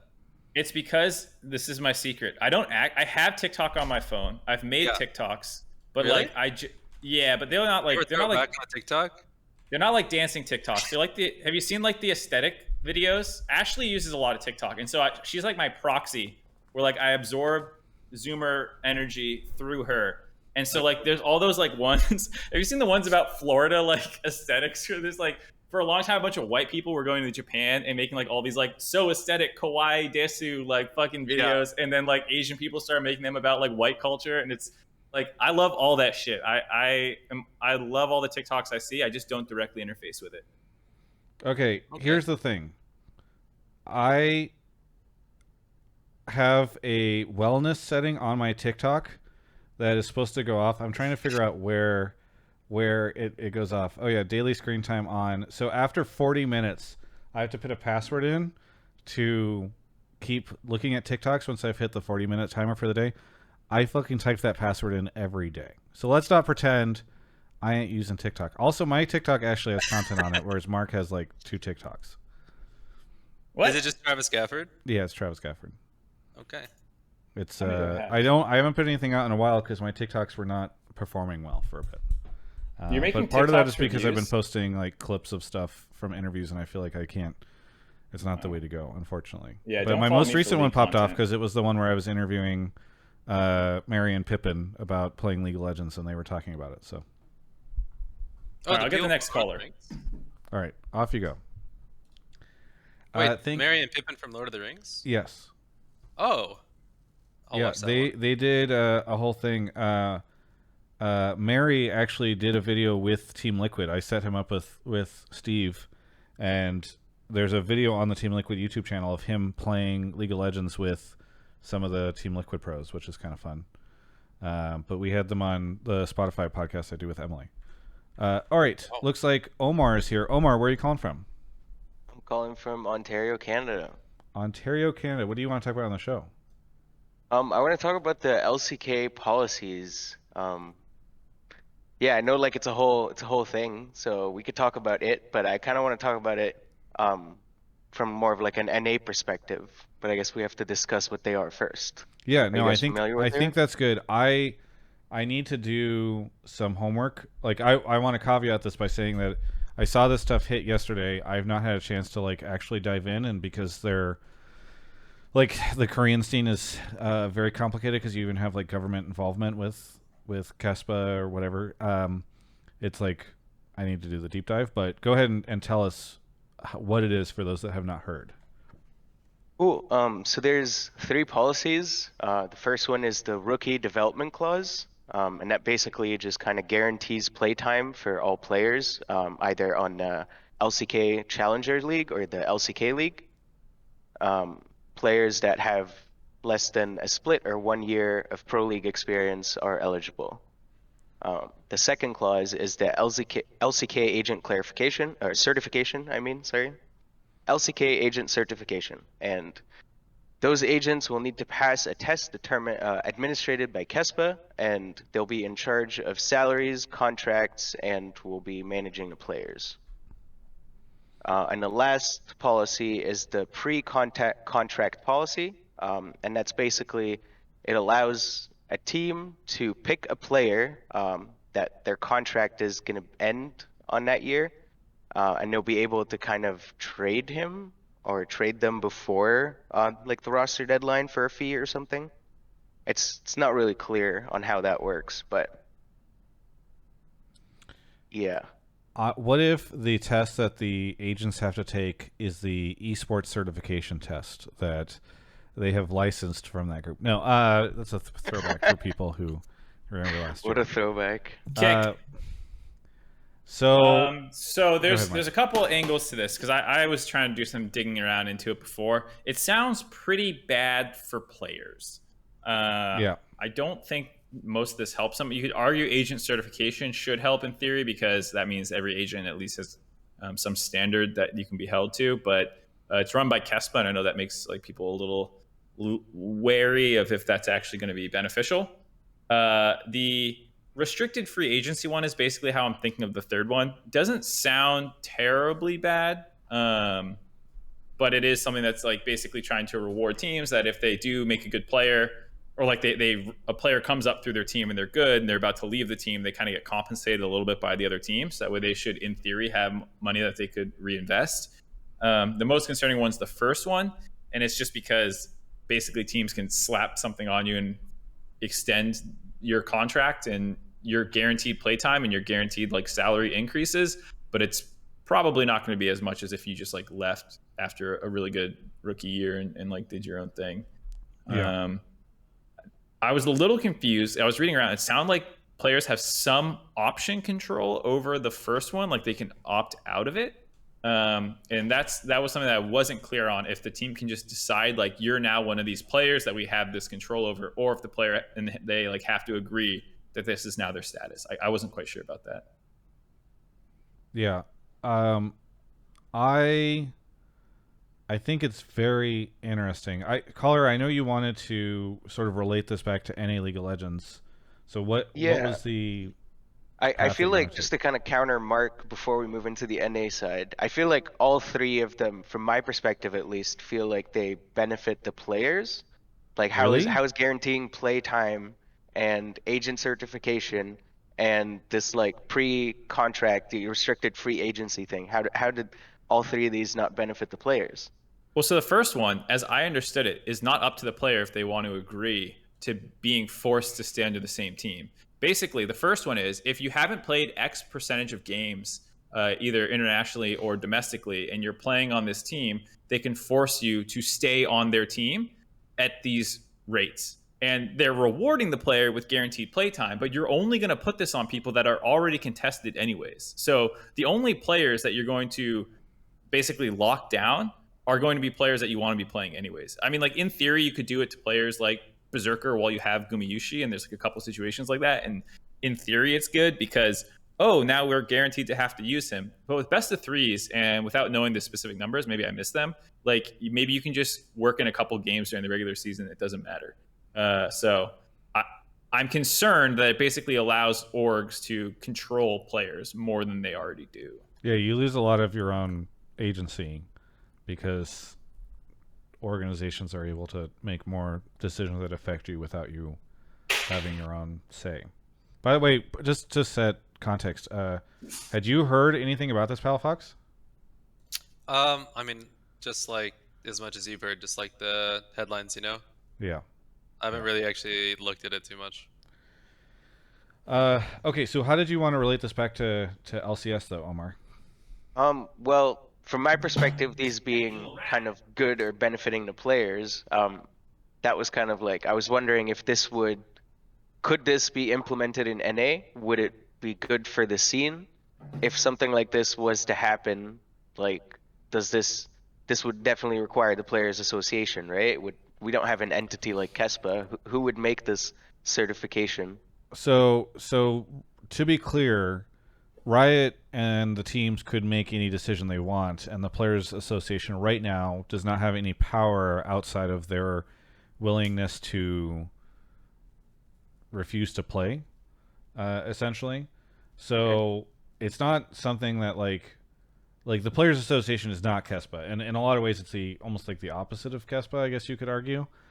But to my understanding, they help with like contracts and whatnot, right? That's kind of why I was seeing. Yeah, they advocate for the players, and so they will perhaps advocate to have carve-outs in a contract that are across the board for something that they think benefit the players, or they could they can push for like a change to scrim schedule or whatever, right? Like they're basically an advocacy group for the players to push for things, but they don't have any like it's not like Riot has to get the LCS rule book approved every year by the Players Association or something. So that's in theory, the Players Association could come up with a list of people that they recommend or something, or they could do their own thing where they're saying we're only going to recommend you to our players if you do these things or have a certification of some kind. Yeah.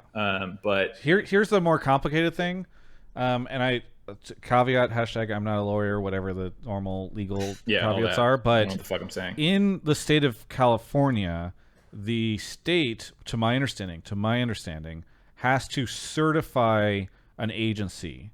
And so a lot of the people who represent players are representing them as managers, not agents.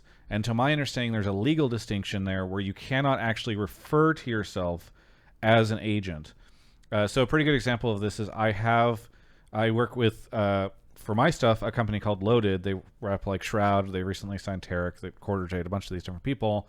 And they act as kind of like the biz dev arm of Hotline League. I work with them hand in hand. It's a little different than a lot of influencer relationships. But regardless, like I have a manager, a talent manager, and a talent strategist through Loaded, but they are not my agents, and like I don't think legally they can call themselves as agents. Again, I'm not a lawyer, but that is where like the stuff gets a little complicated and murky here in the state of California and maybe broader in the U.S.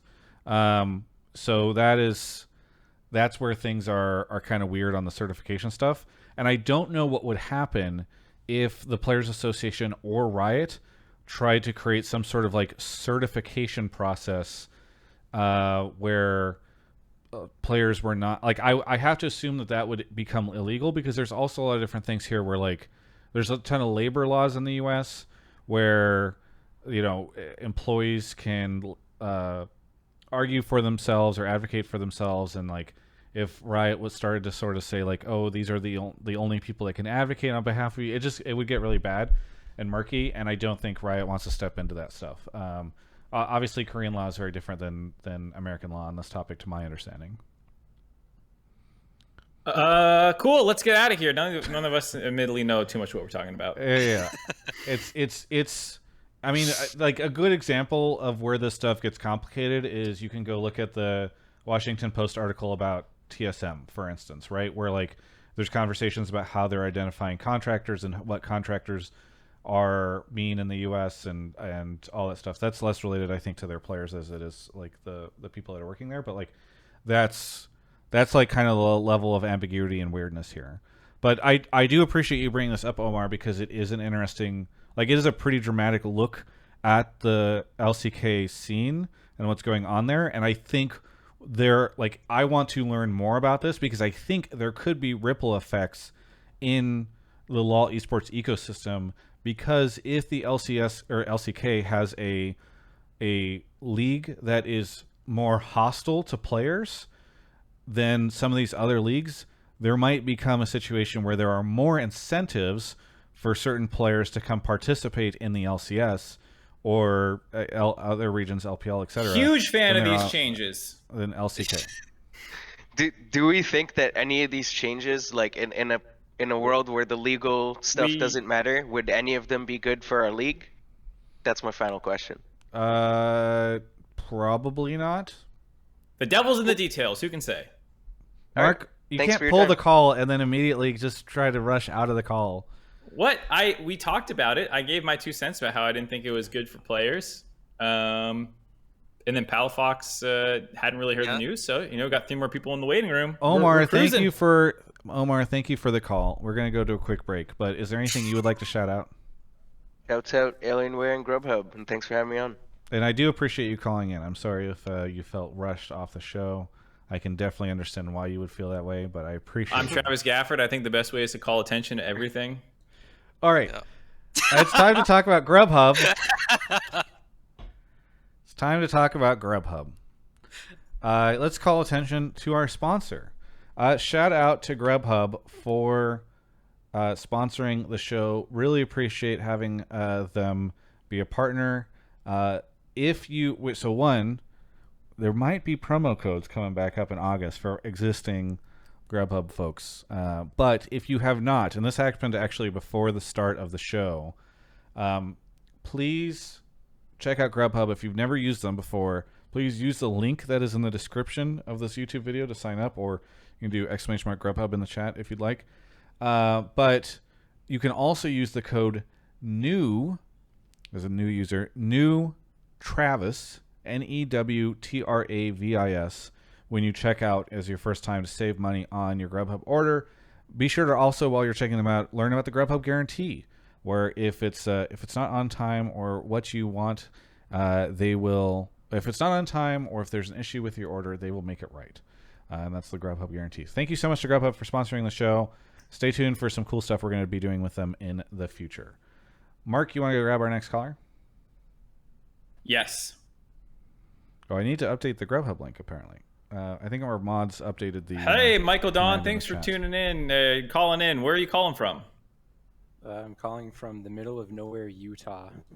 Middle of nowhere, Utah. I'm going to a book event there in November. What do you want to talk about, Michael? I have a question for Palafox. I am a huge Damonte fan since Clutch Gaming days. Of course. So I was wondering what it was like working with him, and just what kind of things positional mid coaches help with. Yeah. So I think between all right, let me put it this way. Between the top teams and like the mid-tier teams, I think that the only difference is consistency, right?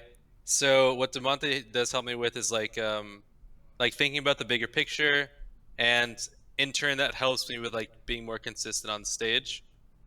On top of it, he brings like a really, really good energy into the office, and like, let's say we just have a really, really shitty game, it's like, just somebody that'll keep the mood like really really light in a good mood. And Yeah, I think that actually does a lot for a team.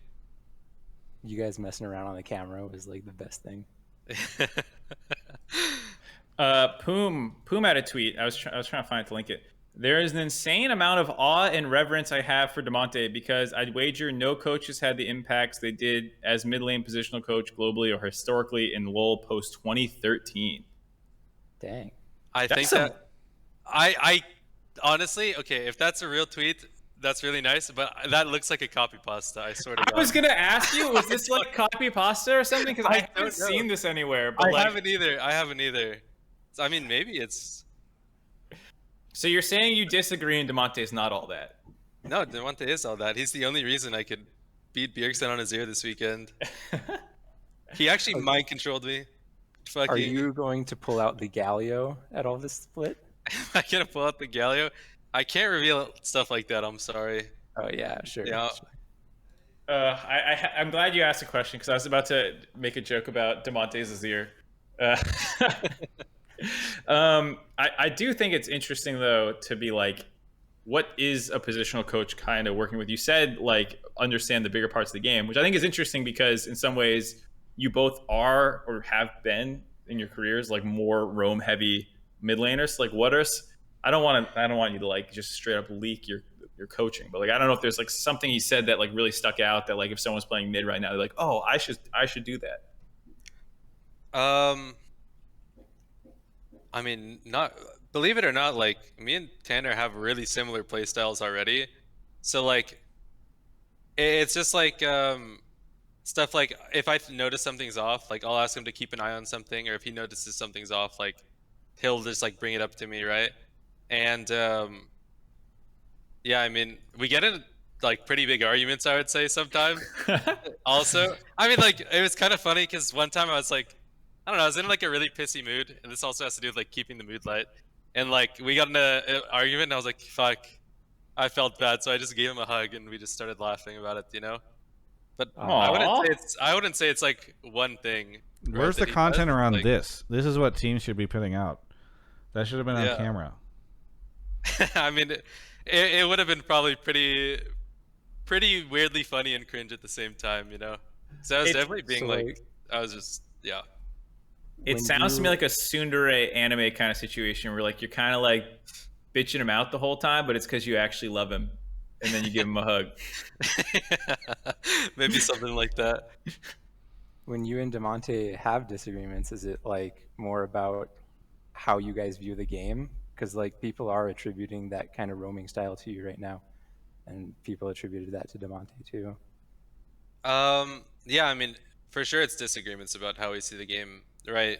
So when I got into the LCS, like people talk about like NA laners are just so fucking awful they can't survive in lane. They're just gonna like throw the game, right? And basically having Tanner there just like lets me have a good balance of both because like I used to roam a fuck ton. Like when I was on C9, I just fucking roam top all the time for Fudge, right? And I think like he kind of like pulls me more into like the roaming style, which is really good, and it gets me to see like, yeah, I mean, it just gets me to see a different way to play the game. What is the coach? I know you kind of dogged on the FlyQuest coaching staff, but what is the coaching staff on CLG been like compared to your previous teams, and how much has it allowed you to kind of unlock potential this year? Well, for starters, our drafts aren't bad like every single week. Like on FlyQuest, so as an example, on FlyQuest, I first timed like 8 different champs that split because at the very end of the week, there was always like one player that'd be like, actually, what I've been practicing for 20 games in scrims this week isn't what I want to play on stage, and we have to draft completely different. And I would like always bite that bullet, right? I mean, my understanding from stuff earlier this year is that people want coaches that will have you first time a champion on stage. Yeah. I mean, first time isn't like I never even played it in scrims. Gotcha. Yeah. Like, yeah. Or like not in like I had like Mark got the joke. Solo queue, you know. Anyway, it was an LS joke about the C9. Yeah. Soraka, my bad. Yeah. You're good, you're Okay. good. So far, your praise of the CLG coaching staff has been the drafts are not shit, and I don't have the first praise time has been champions. it's not FlyQuest from last year. Yeah. Yeah. I do have a question about drafting. I meant to ask this at some point, but like the more this split has gone on, the more I feel like this is a meta where like you can just insta win or insta lose in draft almost. There's some metas where like both team comps end up looking almost the same no matter what, where it's like control mage meta and it's like, okay, you're playing Ori, Ryze, Cassio, Syndra, some like square triangle of champions, and then like both teams are going to have bruiser jungles, whatever. It's like the same comp. But here it feels like you can actually get fucked up in draft if you're not careful. Like if you just end up too low range and the enemy team has like a Swain angle or stuff like that. Does it feel that way drafting, or do you think people are just like fucking up? Because it's always like, are you just being an idiot in draft, or are you getting exploited because there's actually like good angles in this draft to take advantage of champ pools and whatnot? Yeah, I mean, there's definitely a lot of drafts where you can get exploited, but like some people just don't have the champion pool, right? I mean, personally, I like to play everything, so that's like a possibility at all times. But I mean, I think EG is really the only team that like exploits draft because their players have the ability to. And yeah, I mean, other than that, like I don't think you're not really gonna lose in draft against like a bad team. Like you just always win, even if you have like an awful draft. Of course, it'll be harder, but like, you know. Yeah. I mean, that was kind of my feeling on the league right now. Is there's like a couple teams who will kind of lose almost regardless of draft. EG will kind of win regardless of draft, and then the other like 6 teams feel very much like, oh, you just got countered. Like this Mundo thing just shit on you by Golden Guardians. Weird, I guess. Okay. Or like, you know, Swain Seraphine, like you just lose the game now. Like I really don't know how you play that. Or like some people just have insane range advantages and they didn't like pick enough engage. You're like, oh, well, I guess that's just doomed. Yeah, I mean, this weekend, IMT versus TL? I thought TL got massively outdrafted. Like, that game shouldn't even be close. IMT should just hard win, but like, I mean... Oh, really? Not to flame Power of Evil, but like, this guy's pumping about like 2,000 damage less than he should be in fights. He stopped watching at the wrong times. He's not actually like frontlining correctly. The Seraphine Swain game? Yeah, with the Silas? Wow, okay. Yeah, I was like, in disbelief. Like, that's my dream. Like, I was like, holy shit, I don't know how you lose this game. Like, that's just a game you should solo carry. That's so interesting to me because the Silas obviously has insane targets between Alistair, Seraphine, like almost all 5 are great targets for him. Yeah. But like Callista, Gnar, Nautilus, and Poppy are like pretty much perma in Swain AoE in team fights. And so like I was worried that it was like, that was one of the games I was thinking. I was like, how do you kill Seraphine, Swain, Alistar as IMT's comp? But I guess the Silas just needs to play better. I'm just gonna leak this because I don't really care about this in scrims or leaking this. Is like, I was playing Silas into Swain in scrims. I was like 3-6 and I 1v4'd their team. Like unironically, just like I'm just so far behind and it just doesn't matter. Like if you just become unkillable. Yeah, you're literally just faker. Like PO on the relays Omega low. Yeah, I was really disappointed with that game. That's interesting. Playing into Santorin must be so hard because Santorin played against Poppy twice, and both times he was like covering the side lane dives so well. Like Poppy needs to be making these side lane dives early to like even work, and Santorin was just always there. A little bit disagree about that. Late game team fights, Dragons. She fucking swings her hammer, bonks someone out, then it's a 4v5. Like, especially it's so fun from a viewership perspective too, or from a viewer perspective to just see something go flying across the map. Watching Peanut and Pioshik play Poppy is like completely different than watching any NA jungler play Poppy. Fair. They're so psycho early. I want to see Contract play Poppy like that. Dude, that'd be fucking sick. Yeah. Crazy. Michael, thank you so much for calling in. Anything you want to shout out before we go on to our next caller? Shout out CLG Damonte again. He's got a Discord. You should join it. It's super fun. Nice. Thanks for the call, and we'll catch you next time. Yep. All right. On to the next caller. Where are my serrated Dirk red smite poppies? I missed that when that was how you built her. Just fucking 1v1 people in the jungle. Mark, by the way, we lost him.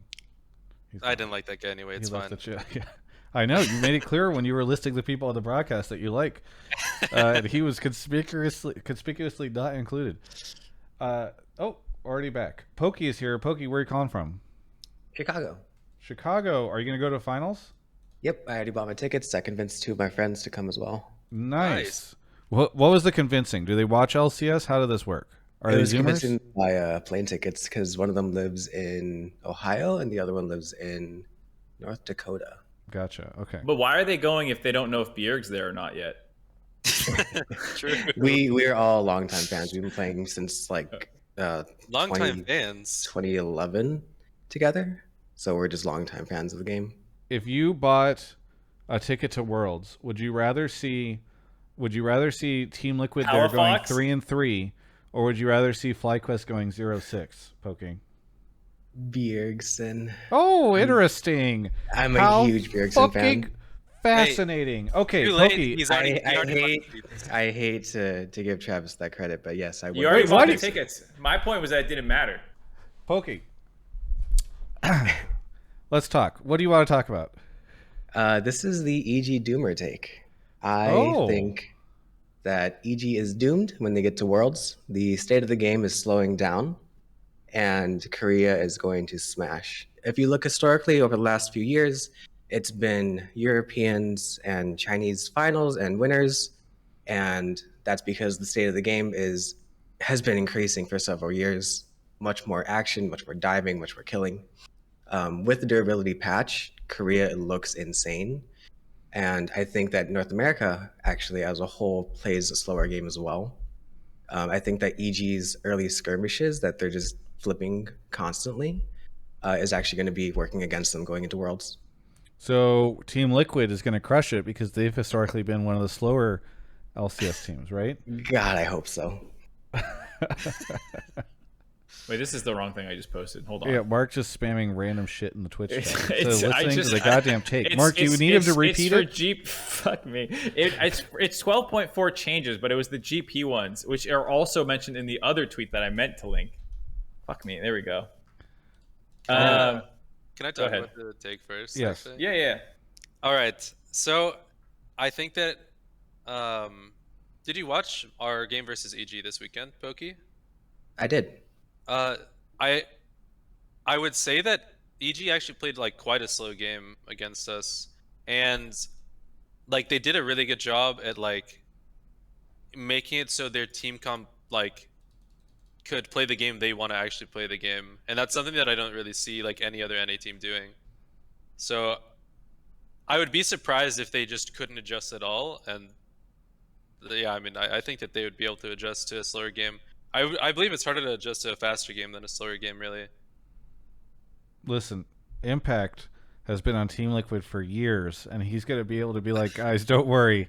I know how to slow this shit down. It's going to be fine. The thing that I was linking was changes coming up on 12.4, where they're increasing the value of the dragon buffs. They're removing sustain from lanes. They're basically doing a bunch of shit to get more kills into the game and more things to fight over early game, or like raising the value of early game things that hopefully people fight over them more. So that does hopefully nerf Korea, but I mean that's just an LPL buff who have actually won more shit recently than Korea. So I don't know why we're even worried about those resident sleeper region. You know, it's really the LPL we got to be worried about, and unfortunately this is an LPL buff. But is it an EG buff as well, Mark? Yes. I don't know. I think to Palafox's point, I think like the only one that we haven't seen in theory like playing late game team fighting is basically JoJo. Like obviously Impact's going to be fine. I think Vulcan will be fine. Danny is a monster team fighter, and JoJo's team fighting's fine. He just had like he's just often not in the like I'm an Orianna. You know, like if there was ever a meta that was just control mages, maybe I'd be more concerned. But like There's always ways around that. I think. So he would be the only one I'd be a little concerned about, but I still wouldn't be that worried, given that you have 4 other players who, in theory, should be fine. So, yeah, I think one, I wouldn't be too concerned about the point that you're making. I think there's a concern about just like, hey, North America doesn't always do well. You know, like that's a fair concern. I don't know if the LCK dominance or the meta is the point about it. And even if it was, the meta should be picking up in a couple of weeks here. Okay, so nothing to worry about, Pokey. Do you have any other follow-ups on that, Pokey? No. I think that, I mean, I did actually remember that tweet that came out after I put the take in, but I still wanted to go for it anyway. No, I think it's good, and I'm never gonna fault somebody for not knowing what like not a random, but like the way Riot releases their fucking info. I like, oh, you make sure you go follow, Random all writer. these writers on the balance team to make sure you're up to date on the changes. Like I never expect anybody to have to know about this stuff. Anyway, thank you so much for Mark. No, sorry, this was gonna be for Palafox. Sorry. Pokey, thank you so much for the call. And anything you want to shout out? Yeah, shout out you guys. I really appreciate the show. I've been listening for like the last 2 years. Every week. Awesome. Sick. I appreciate it. Yeah, please keep doing that. That's very. And have you also, bought an Alienware computer yet? Actually, no, Pokey. Fake fan. More important question is: are you going to be available the night before summer finals? Probably. Okay. My suggestion is to maybe try to keep your schedule open. Working on something. Either way, thank you so much for the call, and we'll catch you next time. Thank you. I was going to ask Palafox thoughts on who you think will end up at Worlds from North America. Obviously, you're grabbing a slot yourself. Who are the other two teams that you think you can answer however you want? Will or should join you? Yeah, I think EG will make it. I mean, I think that obviously their game against 100 Thieves is just a best of one. It sucks that they had one bad game, right? But other than that, I think EG will. And then what is it? I don't think TL. And then FlyQuest and C9. I have okay, because I was on C9, I have this absolute faith in Blabber, because I heard his comms are absolutely insane. And if he actually starts playing well and picking up, I can just see it being C9 making it to Worlds again. And so that means no Thundo? Yeah, I mean, if we're making it, they're not, right? Yeah. I have more faith in C9 than them. Man, if Team Liquid doesn't make Worlds with that roster, it's fucking crazy. I don't know what TL does at that point in time. It's so... Holy shit. Okay. Wait, really quickly, Mark, is the last caller a TSM? No, it's not a TSM thing. Did you want a TSM conversation? No. Well, I just wanted to ask you, Mark, how would you feel if this weekend TSM played solo? I'd be pretty disappointed if Sol himself didn't ask for that to happen. Palafox, what do you think? If TSM played solo? Yeah. I mean, I would be pretty surprised. Obviously, TSM's not going to do anything this split, right? I think it's very unlikely. So if that's the case, you should just try to make your rookies better. Yeah, I mean, there's literally no point in putting in solo, I think. Mark, you want to go grab the last caller? Yeah. The final thing I'll say is Solo also hasn't been doing great in Academy so far, so I don't think that there's immediate upgrade necessarily. So yeah, I hope they don't do any changes, unless to Palafox's point, to improve the player. If the player's the stage is getting to me, I'm not feeling good, have panic attacks or something, yeah, okay, maybe take him off the stage and let him keep playing in Academy, but that's up to the player. Yeah. Okay, off we go. Somebody linked something in the chat. I'm just checking. Okay. Looks like Numi is here. Numi, where are you calling from? I'm calling from Southern California. Hello. Nice. We love Southern California local callers. What do you want to talk about on the show? Yeah, this is my one positive take for LCS, but the take I want to give is this summer split is the most exciting split for a newcomer to watch, with the amount of expectations certain team has and the amount of upsets we've had. There's drama and there's content to watch, and it's actually really exciting for a new person to start watching LCS, especially this split. I can give a little context for that. I do have some personal opinions, but I think this split is super exciting to watch, and honestly, it's just a good time. Is the broadcast funneling your payment through Mark directly, or is it just are they sending you the money on their own? I swear to God, I just saw this take. She posted 8:30, and I was like, you know what? We're ending on a positive note. Travis can't stop me. His negative negativity can't stop me. I'm just teasing. In a lot of ways, I agree, as I said at the start. But no, yeah, go ahead. You said new viewer. Are you a new viewer? Yeah, so I actually started playing League around last year, April, but I didn't actually start watching LCS until the beginning of spring. So this is my second split. I actually don't know anything about LCS other than a little bit about Doublelift and Sneaky. And then so I have no idea about League lore. So as I started watching and consuming more content, not just Travis your content or Mark your content, but just other podcasts, content in general, I started getting really into it. So this is actually my second split of watching LCS, and I'm really enjoying it. Okay. I actually just have a million questions for you before we get to sort of your explanation, because I think this is deeply fascinating. How did you get into League, and then two, how did you make that jump to watching the esport? Yeah, for sure. So actually, I think the previous caller earlier tonight mentioned it, but I actually started playing League because of the pandemic. A lot of my online friends were into League, and I just wanted to play a game with them. So I only played casually for about a couple months. I ended up watching Worlds, so Worlds 2021, not knowing any of the teams other than just my friends were watching and something to do with them. And then I think I started getting to LCS because I followed the subreddit. And then I started seeing that content on my timeline and just started looking into it more. And I realized oh, there's drop rewards. Maybe I can get emotes and stuff.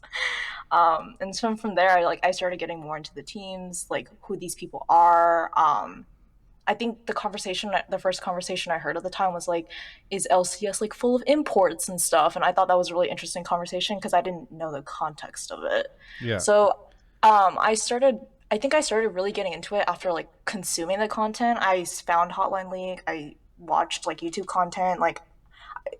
Twitch started recommending me streams and stuff.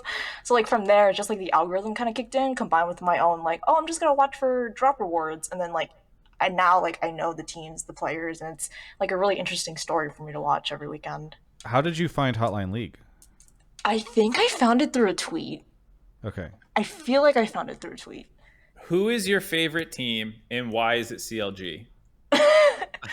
So I play a lot of Seraphine. So when I saw CLG play Seraphine, because I've been playing. I think I got her from I got her KDA skin from a Twitch Prime reward, and so I just started playing a lot of Seraphine. I saw CLG, but actually I think my favorite team right now is actually Evil Geniuses. I really like the NA talent angle, and also as someone who doesn't really this is my first year of League content, it's just really interesting for me to watch a team develop and grow, and I really want to watch that story more. Okay. Was there a moment that made you an EG fan? Playoffs. Yeah, I figured. Playoffs. This is I really like Cloud9 as well. I think those are my two favorite teams right now, but I think playoffs, when I watched playoffs in the run to it, is when I realized yeah, I actually really like this team. So there's a lot of negativity around the league. Obviously, how have you seen this, and it has discouraged you from watching or caring, or is it just is it weird to see because obviously you're excited as you're getting into it? How have you kind of seen or felt about all that stuff? Honestly, I kind of filter it. I am a little biased because I do watch Hotline League, so I know both takes of this kind of, but when I'm on Reddit, it's kind of just oh, it's just kind of a Redditor talking. It's not the vocal minority, I guess, versus a quiet majority opinion. But also too, just I actually don't know a lot of League lore. I don't even know if that's the right terminology to use. So for me, yeah. I don't I would know. say esports league esports lore or something. Because when you say league lore, it's Did you know that Vi and Jinx are sisters? I think. Oh, that's I the watched title. Arcane, so Yeah, that was yeah, pretty. yeah. That was actually really nice too. Yeah. Getting into League. But yeah, like I think to filter the negativity, it's like honestly, I just filter, and like for me, it's just like my experience comes from what I consume, right? So for me, like I want to consume content that makes me excited. Yeah. So like I follow people on Twitter that make me excited. Like I sub to people that make me excited. Like I see the negativity, but for me, it's just more like it's just like an opinion. Like it does it affect my daily life? No, it's just someone's opinion. So one of the things that is, and I'll say this really quickly, and then I want to hear what makes you so excited about the league, because that's, I know, why you called in. But one of the things that is interesting is this pandemic story is one that I've heard over and over again about League of Legends. So when I interviewed Mary and Pippin from Dom and The Friendship Onion and the Lord of the Rings actors. Yeah. I was Billy. Thank you. The way that they got into it was like during the pandemic, they wanted to continue to hang out with like their group of friends, and so they decided to play League of Legends because it was free, and like Dom had gotten into it, and then I think in the Porter Robinson video, like they did this interview with him, and he was talking about how during the pandemic he started playing League of Legends, and so I think this is kind of like the counter to a lot of this discussion around like League is dying in North America, is that what I've heard is the League of Legends player base in North America swelled dramatically during the pandemic, which is, if you guys remember, there was a point in time where like match history and stuff like that was like breaking because there were so many games that were being played. And from what I have heard recently, that player base has stayed on during the pandemic, like, or after, well, whatever you want to call now, it is still around. People are still playing. Those people are still here. So like League is not dying in North America. From what I understand, it's incredibly healthy. Anyway, numiii, go ahead and explain your take. I'm sorry. Yeah, so that was kind of my own personal thing, I guess, like my own personal connection. I actually I'm a huge EDM fan, so I actually really love Porter Robinson. So to hear that he made a song for Riot for an event, like blew my mind, basically. Yeah. I think it's just really exciting for me because you have like teams like teams like IMT, like CLG, like Dig, for example, like they're trying different things, and it's just like bottom tier teams. It's like no, they're actually trying to like create a make a good game, make a good product, and like make a good viewer experience. And for me, it's really fun to see how people innovate and like how people change without the split. Like I as a new like League fan, like it was really interesting for me to see this game like have patches like once every 2 to 3 weeks. Like the game is constantly changing, the meta is constantly changing, and I think that spurs innovation for like drafts and content and like the viewer experience. So that's why I think it's kind of exciting, the game constantly changing every 2 to 3 weeks, combined with like teams. It seems like teams in this split specifically are trying to do more things and not just like kneeling over, like being choked out by the game. Yeah. So I actually really enjoy that, and like yeah, that's my take. I'll have two things. First, I agree with this take. I actually do think it's been a very good split. Teams like CLG, I mean, you talked about seeing development out of EG, but I got to tell you, this other team, CLG, they super developed between spring and summer. It's been very impressive to see. But I also think like just content's good. Like you said, most teams are actually trying quite a bit. I feel like sometimes there's been times where it feels like top four are the only teams people care about. But I think FlyQuest and CLG and some of these other teams have done a good job. I also think your point about how you got into it is very relevant about like that funnel slide to get you into watching the LCS is something that we need to keep doing a good job as broadcasting content creators of kind of like getting people interested. From one, you have to start playing the game, then you have to hear about little esports, then you have to start getting investing. You'll find a team and players naturally that you're drawn towards. And so I like all that take, and I mostly agree with it. The only question is now to Palafox, what do you want to say to her to convince her that she should actually be a CLG fan and she's made a mistake? Can y'all play Seraphine more? No, okay. Can we play Seraphine more? It's permabanned. We can't. I'm sorry. I'm actually trying to see LCS for the first time next week, so I'll see all the teams like in person. That's a really cool experience. Star Guardian week next week. Oh really? Think. Oh wait, I didn't realize. I hope I didn't just fuck that up. I'm pretty sure it's No, it's been announced. It's okay. Well, I don't know if it's. We should check and make sure it's this week. But they announced that they're doing a Star Guardian themed week, and that the tailgate is going to have a bunch of Star Guardian stuff at it. I don't know what that means, but I had no idea, so I'm actually like. Yeah, July 30th. Excited. Yeah, July 30th is the week, so you're good. Travis, how much would I have to pay you to dress up as a Star Guardian character at the tailgate? Quite a lot. Probably more I'll than what I subsidize imagine this. CLG's paying their players. Give us a number, and I'll give you $500. Oh shit, the costume itself would be expensive. Travis, I'll knock off some more money off of that invoice I owe you. Yeah, you're never gonna send me the invoice, so I don't ever have to worry about getting the money knocked off it because I've been bothering you for a month. Okay. I'll give you $500, Palafox, if you show up in Star Guardian. If CLG is all Star Guardianed up. I mean, we have a game to play. I feel like, yeah, I don't know. That'd be a bit hard. Caller, are you gonna try to go to Worlds at all? I don't know yet, but I kind of want to see my first LCS game, like see how I feel. I saw that teams sometimes do like meet and greets, so that seems like a really cool experience. Like, so they don't do meet and greets anymore because of COVID, and so they're not doing like an official game ends and 5 players go stand outside.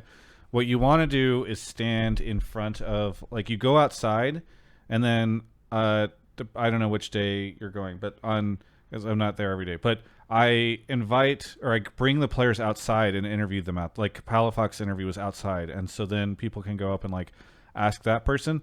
The other thing is that most of the time the teams exit out of that direction. So if it's tough because you might have to miss like one of the games to like catch the players, but a lot of the players, especially if they won, are usually down to interact, but they don't like formalize it right now because of COVID. So I think Riot kind of tries to pretend that they don't know that this interaction is happening so that they can like overlook it and act as though they are like, oh yeah, the fans don't interact with the players right now because of COVID, but it is what it is. So that's like the pro tip is like get there early so you can go to the tailgate, and also like if you do want to catch players, try to just be outside after the games. So I think it's just another thing is like if you are like meeting the players, I think like everybody really appreciates it. Like, I mean, last week like I took a couple pictures, signed someone's shirt. It really does like it feels really really good, and I think like any player would appreciate it. Yeah. No, I think it's good. Oh, did we lose you, Numi? Oh no, I'm still here. Sorry. Oh, okay, sorry. It lit up, and so I was worried that you dropped out. Okay, fantastic. Quick question. I know Mark kind of asked this question, but is there anything that you think like the league should be doing more for like new fans like yourself, or anything that has like kind of turned you off, like that has been a detriment, like anything at all? I think what was difficult for me when I first started watching LCS was, and I think a previous Hotline League has talked about this, but like as a new player and then watching LCS, I didn't really know what I was looking at, if that makes sense. Like I didn't know why plays were done a specific way, or why players would do it, or why people would praise or criticize something. So for me, it was more like I had to learn that on my own, or like watching other things. So I don't think the broadcasts they do this, but I would like not a tutorial, but like a 5-minute lesson on blank, like that probably would have been most helpful for me when I started watching LCS. But I think a positive take was I actually really liked the broadcast content this split in comparison to last split. I think the cat and the rat thing was like hilarious. I really just like the small tidbits that broadcast is doing just for like humor and just to clear the air between games. Like I actually really appreciate that from like a viewer in my home. So okay, last question. Are you a Zoomer? I'm 25.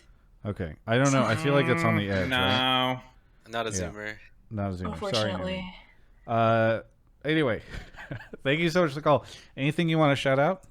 I want to shout out actually you guys, like Travis and Mark. Like I think both of your content inspired me to keep watching and to keep doing it. Like I actually listened to this podcast on my way to work along with other League podcasts. Like I think it was just because of Hotline League, like I got into more League content. So I actually want to shout out like the two of you.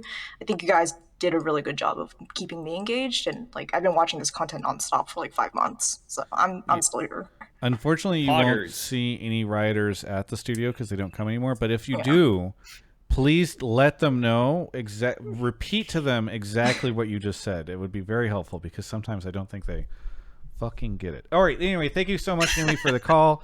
Anything? Oh yeah, thank you for the call. Thank you for the shout out. I really appreciate it, and we'll catch you next time. You should call in the future. This was a good call.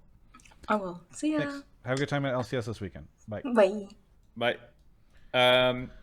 There's no more callers, but there was one question that came in at 9 o'clock, and I actually think it's a good question. From Hoodie Chris, he asked, how did Palafox feel about his power level last season when they were down bad? And just like, how did you guys get through a rough split? Because I heard internally you guys actually were able to keep like a pretty like good atmosphere, whereas that can be difficult sometimes. How did I feel about my... Okay, so I guess power level season or power level last there's split. like two takes in there, yeah. Yeah, I mean, in spring split, I thought I was playing like a little bit bad, and on top of it, what I actually did get out of FlyQuest is like that I needed to be more active in reviews, and a little bit more like open about what I feel about the draft. So like, I mean, obviously you can analyze if something is like good or bad about like things, right? So like that's kind of what I got out of FlyQuest. But in spring, I didn't know if I was playing the game correctly, and I ended up going to Korea. I hit like top 20 or so, and I was like, okay, I'm like playing normally how I would before, like individually I'm fine, right? But I just kind of felt like I had to learn like the structure and like communication a little bit by myself. And the thing that sucked about like the FlyQuest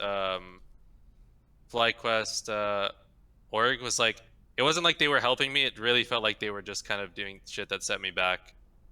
So like, yeah, I mean, I felt good about myself, but I did feel like I had to like blur a lot of it out. If that makes sense. Yeah. No. Repress the memories and yeah. I think that's something that is not talked about a ton in League Pro, is like imposter syndrome. I feel like people talk about that a lot in like creative things about if they're actually good or not. But I witnessed a lot of players, like if you go on a losing streak, there's this moment where you're like, am I doing anything right? Like, am I just like, have I fucking lost how to play the game completely? Like, why are we losing? And it can happen in solo queue too. Like you rip off like 10 losses and your LP starts dropping. You're like, I guess I'm washed now. Yeah. And I feel like that's one of the harder things to battle through when like you're not getting the results. Yeah. I mean, usually like during that time, like you said, you do really have like a hard time like knowing if you're doing the right shit, and then you might start actually just doing the wrong shit. Just because like you want something to work out, right? Yeah, you start over forcing or just looking for different angles because the other ones weren't working. Yeah. You know, funny thing is, oh, I'm sorry. No, go ahead. I was gonna say, to end off the split in FlyQuest, I went 10-0 on, or 10-1 on Twisted Fate and lost a game. So it is what it is, you know. Yeah. Thanks so much, Palafox, for coming on the show. It's been really cool. Mark, what do you want to shout out? Shout out Andy Serkis. I'm listening to Lord of the Rings. I got a special edition Lord of the Rings with Ashley at Barnes and Noble last weekend, and so I'm not gonna fucking read that. So I got an audiobook to listen to, and I went for his version over the other guys. And I gotta say, I love you, Tolkien, but shut up about these goddamn hobbits and get into the story. I know this is probably sacrilege, and every Tolkien fan. No, this hates is the me. thing. Lord of the Rings is amazing, but it drives me crazy whenever, like, I'll be like, oh, I read fantasy novels, and they're like Lord of the Rings, and I'm like, oh, you watch movies, like Citizen Kane. You know, it's like what? It's just, it's funny to me that people seem to not be able to recognize Lord of the Rings as great, while also realizing there are other really great things that are modern and good. That's my rant. Okay, so shout out to Andy Serkis. Anything else? Any content you want to push? There'll be a blame game this week because Palafox boomed the fuck out of Team Liquid, and they're now 4-4 over the last couple weeks since their 3-0 start. So, got to talk about it. Nice. Okay. So it is going to be about Team Liquid. When I messaged you and I said you should make it about Team Liquid, yeah, it was always going to be about Team Liquid. Yep. Fantastic. All right, Palafox, what do you want to shout out? I mean, shout out to you too. I think that you guys are doing a lot for the scene, and yeah, I mean, it's really, really fun to be here. Thank you. Shout out your goddamn stream, you hooligan. Oh, shouting out my stream. I don't know if I'm gonna stream, so yeah. Wait, but you have been, right? Dude, I was streaming for a bit, and then I was like, I don't know. I was literally like waking up at 11, going to sleep at like 1 a.m., and during that entire time, I'm just scrimming and streaming. Like, yeah. I mean, if you need a mental break, that's so. One suggestion is to not sleep 10 hours a day. If you're not going to bed at 1 and waking up at 11, then you could get 2 hours back. But then I perform worse in scrims, and also like when I dream some like fucking cool ass dreams, you know, like. It's so fun to sleep. Like, I don't know if anyone else does that, but like, bro, like I was like Spider-Man in one of my dreams like 2 days ago. It was fucking sick. So can you do a stream where you talk about your dreams? Do you keep like a dream journal? I don't keep a dream journal. I just remember the good ones. Okay. From now on though, Travis, you know what one of your questions is for Palafox for any interviews. Have any good dreams lately? Yeah. No, that's a Palafox dream update, I think, is a good way to go about it. All right. That is it for Hotline League. I'm going to keep streaming, so please, nobody leave at all. This has been a disgustingly positive episode of the show, and I'm a little worried about what it means for our future, because there's just been too many good vibes on it. Either way, thanks, everyone. Tune into LCS this weekend. I know there are some of you who have told me that you listen to Hotline League every week and you stopped watching the LCS, and you mean it as a compliment, and I do appreciate it and I do take it as a compliment. But I think now is a good time. Things have been good. There's been a lot of really cool stuff happening at the on the show, and I think we're starting to turn around. Maybe is I'm tentatively optimistic.